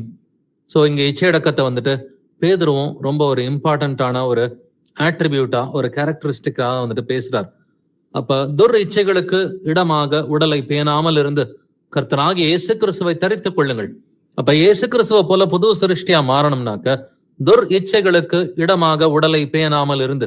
அப்ப துர் இச்சைகளுக்கு நம்மளோட உடலை வந்துட்டு பேணக்கூடாது. அது சாப்பாட்டுக்குரிய இச்சையா இருந்தாலும், அது வேற எந்த ஒரு கண்களின் இச்சையா இருந்தாலும், பணத்துக்குரிய ஒரு இச்சையா இருந்தாலும், இந்த பூமிக்குரிய எந்த ஒரு இச்சைகளா இருந்தாலும் நம்ம இந்த துர் இச்சைகளுக்கு இடமாக இந்த உடலை பேணாமல் இருந்து கர்த்தராகிய இயேசு கிறிஸ்துவை தரித்து கொண்ட பிள்ளைகளா பரிசுத்தத்திற்கு பங்காளிகளாக முடியும். அப்படின்னா கிறிஸ்துவனுடையவர்கள் தங்கள் மாம்சத்தையும் அதன் ஆசை இச்சைகளையும் சிலுவையில் அறைந்திருக்கிறார்கள். அப்ப பவுல் சொல்றது போல, அவரால் உலகம் எனக்கு சிலுவையில் அறை உண்டிருக்கிறது, நானும் உலகத்திற்கு சிலுவையில் அறை உண்டிருக்கிறேன் சொல்ல முடியுமா? அப்ப நம்மை நாமே நிதானிக்கிறவர்களாய் இருப்போம். எனக்கு இயேசு கிறிஸ்துவின் மூலமா இந்த உலகம் எனக்கு சிலுவையில் அறை உண்டிருக்கிறது, நானும் உலகத்திற்கு சிலுவையில் அறை உண்டிருக்கிறேன் அப்படின்னா யார் என்னை பத்தி என்ன நினைப்பாங்க? அந்த அக்கறையெல்லாம் நமக்கு இருக்க வேண்டாம். கர்த்தர் என்னை பத்தி என்ன நினைப்பாரு? இன்னைக்கு அநேக முறை நம்முடைய பாவத்துக்கு காரணமா இருக்கிறது என்னது? அவங்க என்னை பத்தி தப்பா நினைச்சிருவாங்க. என் சொந்தக்காரங்க, என்னுடைய நண்பர்கள், என்னுடைய ஆபீஸ்ல இருக்கிறவங்க என்னை பத்தி தப்பா நினைச்சிருவாங்க. இல்ல சபையில இருக்கிறவங்க என்னை பத்தி தப்பா நினைச்சிருவாங்க. மனுஷனுக்கு பயந்துட்டு கர்த்தர் என்ன நினைப்பாருன்றதை விட்டுறோம். கர்த்தர் என்னை பத்தி என்ன நினைப்பாரு? கர்த்தர் என்ன விரும்புறாரு? தேவனுடைய நன்மையும் பிரியமும் பரிபூரணமான சித்தம் என்ன அப்படின்றத நம்ம உணர்ந்த பிள்ளைகளா இருந்தாக்க, நம்ம இந்த மாம்சத்தையும் அதன் ஆசை இச்சைகளையும் சிலுவையில் அறைந்த பிள்ளைகளா, ஜெயம் கொண்ட பிள்ளைகளா பரிசுத்தமா நம்மளால நிச்சயமா வாழ முடியும். அப்ப இந்த இச்சை என்கிறதா அந்த உலகத்துல இருந்த அந்த முதல் பாவமாக, ஏவாள் விழுந்த முதல் பாவமே அவள் இச்சித்து அந்த பழத்தை புசித்தாள் அப்படிங்கிறத பாக்குறோம். இயேசு கிறிஸ்துவுக்கு அந்த முதல் சோதனையில இந்த இச்சையடக்கத்தை, அந்த அந்த இச்சைக்குரிய பாவத்தை தான் தூண்டி விடுறதுக்கு பிசாசு ட்ரை பண்ணான். கர்த்தர் வசனத்தை கொண்டு அவர் மேற்கொண்டார். பழைய ஏற்பாட்டுல காடையை புசித்து அந்த நான் வெஜிடேரியன்ல இச்சையா இருந்து அநேக விழுந்து போன இஸ்ரவேலர்களை பாக்குறோம். தாவீது சாலமோன் இச்சையினால பெண்கள் மீது கொண்ட இச்சையினால அவங்க பரிசுத்தவான்களா இருந்தாலும் விழுந்து போய் கிட்டத்தட்ட அவங்களுடைய பரிசுத்தத்தை குலைச்சலாக்கி அவங்க விழுந்து போய் அவங்க கெட்டு போகிற சூழ்நிலையில ஃபைனலா மனம் திரும்பிட்டாங்க. அப்படின்னாக்க இந்த எக்ஸாம்பிள்ஸ் எல்லாம் பார்க்கணும். அப்ப யூதாசு, பிலையாம் தீர்க்கதரிசி, ஆகான் இவர்கள் எல்லோரும் பொருளாசையினால கெட்டு போனாங்க அப்படின்றத பாக்குறோம். அனனியா சப்பரா பொருளாசை மட்டும் இல்ல பெருமையினால அவர்கள் கெட்டு போனார்கள் அப்படின்றத பாக்குறோம். அப்ப அநேகர் இச்சையினால விழுந்திருக்கிறத ரொம்ப முக்கியமான எக்ஸாம்பிள்ஸா எழுதி இருக்குது. அப்படின்னாக்க கோரா மோசேவை எதிர்த்து நின்னா, என்னது நீ பெரியாளா நான் பெரியாளா அப்படின்ற அந்த ஒரு ப்ரைடு தான். அப்ப அந்த ப்ரைடு அதுவும் ஒரு இச்சையா தான் இருக்குது. அப்படின்னா எந்த ஒரு இச்சையும் நம்முடைய இருதயத்துக்குள்ள உட்பிரவேசிக்க கூடாது. அது உட்பிரவேசித்தா அது வசனமாகிய விதையை அது நெருக்கி போடும் என்பதெல்லாம் நம்ம வாசித்தோம். இப்ப நம்ம இயேசு கிறிஸ்துவின் பிள்ளைகளா இருக்கிறோம், அவருடைய நாமத்தினால ஞானஸ்நானம் எடுத்த பிள்ளைகளா இருக்கிறோம். அப்ப நாம் ஜெயம் கொள்ளுகிற பிள்ளைகளா இருக்கணும். அப்ப இந்த உலகம் நமக்கு சிலுவையில் அறையப்பட்டு இருக்க வேண்டும். நம்ம இந்த உலகத்தை ஜெயிக்கிற பிள்ளைகளா இருக்கணும். உங்களுடைய விசுவாசமே உலகத்தை ஜெயிக்கும் ஜெயம் என்று எழுதி இருக்கிறது. அப்படின்னா நம்மை நாமே நிதானிக்கிறவர்களா, இன்னும் ஏதாவது நம்ம மாத்திக்கிறதுக்கு இருக்குதான்னு சொல்லி ஆவியானவர் உணர்த்தினார்னா அதையும் நம்ம மாத்திக்குவோம். ஏன்னா இயேசு கிறிஸ்துவுக்காக எவ்வளவு தியாகங்களை அநேகர் செஞ்சிருக்கிறாங்கன்றதுக்கு நாங்கள் சாட்சிகளா இருக்கிறோம். நம்ம ஒருத்தருக்கு சாட்சிகளா இருக்கிறோம் இல்லைங்களா? இப்ப இயேசு கிறிஸ்துவுக்காக நீங்க உங்களுடைய சொந்தக்காரங்களை விட்டுட்டு, உங்களுடைய நண்பர்களை விட்டுட்டு, எவ்வளவோ கள்ள சபைகளை விட்டுட்டு, கள்ள போதர்களை விட்டுட்டு, இயேசு கிறிஸ்துவுக்காக எவ்வளவோ காரியங்களை விட்டுட்டு வந்திருக்கிறீங்க. அநேகர் டிவி பாக்குறத விட்டுருக்கிறீங்க, டிவியை தூக்கி வீட்டுல வெளியில எரிஞ்சிருக்கிறீங்க. அநேகர் செல்போன் அடிக்ஷன்ல இருந்து வெளியில வந்திருக்கிறோம். எவ்வளவோ பூமிக்குரிய இச்சைகள்ல இருந்து வெளியில வந்திருக்கிறோம். பட் இன்னும் 1-2 சொல்லி ஒட்டிக்கிட்டு இருக்கக்கூடாது. நம்முடைய பரிசுத்த குலைச்சலை கெடுக்கிறது இன்னும் ஒரு 1-2 காரியமா இருக்கக்கூடாது. பட் அதுவா இருந்தா கூட 99% நான் பரிசுத்தமா இருக்கிறேன்னு சொன்னா கூட இந்த ஃபைனலா ஒரு 1% இருந்தா அதையும் ஓவர் கம் பண்ற பிள்ளைகளா நம்ம இருக்கணும். ஏன்னா ஓவர் கமர்ஸ், ஜெயம் கொள்ளுகிறவன் அப்படின்ற வார்த்தை வெளிப்படுத்தின விசேஷத்துல எழுதி இருக்குது. அப்ப நம்ம பாவிகள் அப்படின்றதுக்காக கர்த்தர் இந்த செய்தியை நமக்கு கொடுக்கல. நம்ம ஏற்கனவே பரிசுத்தமா இருக்கிறோம். பட் எந்த பரிசுத்த குலைச்சலும் நமக்குள்ளார வந்துடக்கூடாது. இன்னும் அதிகமா நம்ம பரிசுத்தமா மாறணும். அப்ப இன்னும் அதிகமா பரிசுத்தமா இருக்கிறதுக்காக இந்த வசனங்களை தியானிக்கிற பிள்ளைகளா ஒரு ஜெபத்தோட இந்த ஒரு பைபிள் ஸ்டடியை நம்ம நிறைவு செய்யலாம். எங்கள் கர்த்தராகிய இயேசு கிறிஸ்துவே, எங்கள் அப்பா தந்தையே, உம்மை போற்றுகிறோம், உம்மை புகழுகிறோம், உம்மை வாழ்த்தி வணங்கி உம்மை ஆராதிக்கிறோம், உம்மை துதிக்கிறோம், உமக்கு நன்றி செலுத்துகிறோம், உமக்கு ஸ்தோத்திரம் செலுத்துகிறோம். ஆண்டவரே, எங்கள் கர்த்தராகிய இயேசுவே, நீர் நல்லவர், வல்லவர், பரிசுத்தர், தூயவர், நீர் இரக்கமுள்ளவர், நீர் சாந்தமுள்ளவர், நீர் நீதி உள்ளவர், துதியும் கணமும் மகிமையும் வல்லமையும் என்றென்றும் உடையதே. ஏசவா, ரோமர் 8:26 சொல்றது போல எங்களுக்கு ஜெபம் செய்ய தெரியாது என்று எழுதியிருக்கிறபடி எங்களுக்கு உண்மையிலே ஜெபம் செய்ய தெரியாத ஆண்டவரே, நீர் எங்களுக்கு போதிக்க வேண்டுமாறு உம்மை கெஞ்சி மன்றாடுகிறோம். பரிசுத்தாவின்படி நீங்கள் எப்படி ஜெபிப்பது என்பதை எங்களுக்கு நீர் கற்றுத்தர வேண்டுமாறு கெஞ்சி மன்றாடுகிறோம். ஆண்டவரே, உம்முடைய தேவ கிருபையானது ஆண்டவரே இந்த லௌகீக இச்சைகளை வெறுப்பதற்கு எங்களுக்கு போதித்துக் கொண்டே இருக்கிறதுப்பா. நாங்கள் இந்த உலகத்துக்குரிய இச்சைகள்ல எவ்வளவோ இச்சைகளை ஏற்கனவே மேற்கொள்றதுக்கு நீங்க எங்களுக்கு கொடுத்த கிருபைக்காக உங்களுக்கு நன்றி செலுத்திக்கிறோம், உங்களுக்கு ஸ்தோத்திரம் செலுத்திக்கிறோம். ஆண்டவரே, சபையாரம் அநேக ஆண்டவரை இந்த இச்சைகளுக்குரிய காரியத்திலிருந்து விடுபட்ட கிருபைக்காக ஸ்தோத்தரிக்கிறேன், நமக்கு நன்றி செலுத்துகிறேன் ஆண்டவரே. இன்னும் ஏதாகிலும் ஆண்டவரே 1-2 காரியங்கள் யாரையாவது அமிழ்த்தி கொண்டிருந்தா அந்த ஒரு விஷயத்துல இருந்தும் நீர் விடுதலை தர வேண்டுமாறும் கெஞ்சி மன்றாடுகிறேன் ஆண்டவரே. இச்சை பாவம் என்பதை நாங்கள் விசுவாசிக்கிறோம் ஆண்டவரே. 10 கற்பனையில வந்துட்டு உன்னுடைய பிறனுடைய வீட்டையோ எந்த ஒரு காரியத்தையும் நீ இச்சிக்க கூடாது என்ற வசனம் தெளிவாகவே வந்துட்டு எழுதியிருக்கிறதுப்பா. பிசாசானவன் இச்சைகளை தூண்டி விட்டாலும் நாங்கள் பிசாசானவனுக்கு எங்களுடைய இருதயத்துல இடம் கொடுக்காமல் வந்துட்டு பரிசுத்த ஆவியினருடைய வசனங்களுக்கு மாத்திரம் இருதயத்துல இடம் கொடுக்கிற பிள்ளைகளா இருக்கணும்னு சொல்லி எங்கள் ஒவ்வொருவரையுமே கர்த்தராகிய இயேசு கிறிஸ்துவின் நாமத்தில் நாங்கள் ஆசீர்வதிக்கிறோம் ஆண்டவரே. ஆண்டவரே, முதலாவது பாவத்தில் வந்துட்டு ஏவாள் விழுந்த பொழுது வந்துட்டு அந்த பழமானது, அந்த விருட்சமானது புசிப்புக்கு நல்லதும் பார்வைக்கு இன்பமுமாய் இருப்பது, புத்தியை தெளிவிக்கிறதற்கு இச்சிக்கப்படத்தக்கதாய் இருக்கிறதுன்னு சொல்லி ஆண்டவரே, அவங்க இச்சடக்கம் இல்லாம அந்த பழத்தை அவர்கள் புசித்து பாவத்தில் விழுந்தார்கள் ஆண்டவரே. நாங்களும் ஆண்டவரே வேதத்துல எவ்வளவோ பேரை நாங்க பாக்குறோம்ப்பா, இச்சையடக்கம் இல்லாம பாவத்தில் அவர்கள் விழுந்தார்கள் ஆண்டவர். பரிசுத்தவான்கள் உட்பட ஆண்டவரே ஒரு சில இச்சைக்குரிய பாவத்தில் அவர்கள் விழுந்து எழுந்தார்கள் ஆண்டவரே. நாங்கள் ஆண்டவர் எந்த ஒரு காரியத்திலும் விழாதபடிக்கு நீர் எங்களை பாதுகாக்க வேண்டுமாறு கெஞ்சி மன்றாடுகிற சபையார் அனைவரும் ஆண்டவரே பரிசுத்தமா இருக்க வேண்டும் என்று ஒவ்வொருவருமே கர்த்தராகிய இயேசுவின் நாமத்தினால் ஆசீர்வதிக்கிற ஆண்டவரே. வாலிப பிள்ளைகள், சிறு பிள்ளைகள் எல்லோரும் ஆண்டவரே பிசாசானவனுடைய கண்ணியிலிருந்து எல்லோரும் ஆண்டவரை காக்கப்பட்டவர்களாக இருக்கணும்னு சொல்லி ஒவ்வொருவருமே கர்த்தராகிய இயேசுவின் நாமத்தினால் ஆசீர்வதித்து நாங்கள் பாதுகாக்கிறோம் ஆண்டவரே. அது பொருள் ஆசைக்குரிய இச்சையா இருந்தாலும், அது கண்களின் இச்சையா இருந்தாலும், அது பெருமைக்குரிய இச்சையா இருந்தாலும், பதவிக்குரிய ஒரு இச்சையா இருந்தாலும், எந்த ஒரு இச்சையா இருந்தாலும், சாப்பாட்டுக்குரிய ஒரு இச்சையா இருந்தாலும், எல்லாவற்றிலிருந்தும் ஆண்டவரே நாங்கள் ஒவ்வொருவரும் காக்கப்பட்டவர்களாக இருக்கணும்னு சொல்லி எல்லோருமே இயேசு கிறிஸ்துவின் நாமத்தில் நாங்கள் ஆசீர்வதிக்கிறோம். உடைய வருகையின் போது ஆண்டவரே நாங்கள் எல்லோரும் பரிசுத்தம் உள்ளவர்களாக இருப்பதற்கு எங்களுக்கு கிருபை பாராட்டுங்கப்பா. எங்களுடைய அவயவங்களை நாங்கள் நீதிக்கு அடிமைகளாக, தேவனுக்கு அடிமைகளாக நாங்கள் ஒப்புக் கொடுக்கிறோம் ஆண்டவர். எங்களுடைய இருதயத்தை, எங்களுடைய கண்களை, எங்களுடைய ஆண்டவரை எங்களுடைய நாவுகளை, எங்களுடைய உதடுகளை வந்துட்டு எங்களுடைய ஒவ்வொரு அவயத்தையும் ஆண்டவரை இயேசு கிறிஸ்துவுக்கு அடிமைகளாக நாங்கள் இந்த வேளையில ஒப்புக் கொடுக்கிறோம் ஆண்டவரை. நீங்க எங்களை எடுத்து எங்களை பயன்படுத்துங்க, எங்களை பலப்படுத்துங்க ராஜா. நாங்கள் எங்களுடைய இருதயத்துல வந்துட்டு ஆண்டவரை சர்வாயுத வர்க்கத்தையும் தரித்த பிள்ளைகளா, கிறிஸ்துவுக்கு எதிராக எழும்புகிற எந்த ஒரு எண்ணத்தையும் வந்துட்டு இயேசு கிறிஸ்துவுக்கு சிறைப்படுத்துகிற பிள்ளைகளா, எல்லா மேட்டுமையும் நிர்மூலமாக்குகிற பிள்ளைகளா இருக்கணும்னு சொல்லி எங்கள் ஒவ்வொருவருமே இயேசுவின் நாமத்தில் நாங்கள் ஆசீர்வதிக்கிறோம் ஆண்டவரே. எல்லோருமே சர்வாயுத வர்க்கம் தரித்த பிள்ளைகளா இருந்து பிசாசை எதிர்த்து போர் செய்கிற பிள்ளைகளா இருக்கணும்னு சொல்லி, ஜெயம் கொள்ளுகிற பிள்ளைகளா இருக்கணும்னு சொல்லி ஆண்டவருடைய பரிசுத்தத்துக்கு பங்காளிகளா இருக்கணும்னு சொல்லி சபையார் அனைவருமே இயேசு கிறிஸ்துவின் நாமத்தினால் ஆசீர்வதிக்கிறேன். நீங்க எங்களோட கூட எங்களை வழி நடத்துங்கப்பா. கரை, திரை முதலானவைகள் ஒன்றும் இல்லாம மகிமை உள்ள ஒரு பிள்ளைகளா, உமக்கு முன்பாக ஆண்டவரை நிற்பதற்கு தகுதி உள்ள பிள்ளைகளா எங்களை மாத்துங்கப்பா. உடைய வருகை நெருங்கிட்டு இருக்கிற இந்த வேளையில வந்துட்டு நாங்கள் எல்லோரும் ஆண்டவரை இன்னும் அதிகமா பரிசுத்தத்துல வளருவதற்கு நீர்தாம எங்களை பலப்படுத்த வேண்டுமாறு கெஞ்சி மன்றாடுகிறேன். எங்கள் கர்த்தராகிய இயேசு கிறிஸ்துவை நீர் சீக்கிரமாய் இந்த பூமிக்கு வாரும் ஆண்டவரே. துதிகன மகிமை எல்லாம் இயேசுவே ஒருவருக்கே உண்டாவதாக. ஜெபங்களை என்னுடைய கர்த்தராகிய இயேசு கிறிஸ்துவின் மகா பரிசுத்த நாமத்தால் ஏறெடுக்கிறேன். ஜீவனுள்ள எங்கள் நல்ல பிதாவே, ஆமென், ஆமென். Praise Lord brothers and sisters.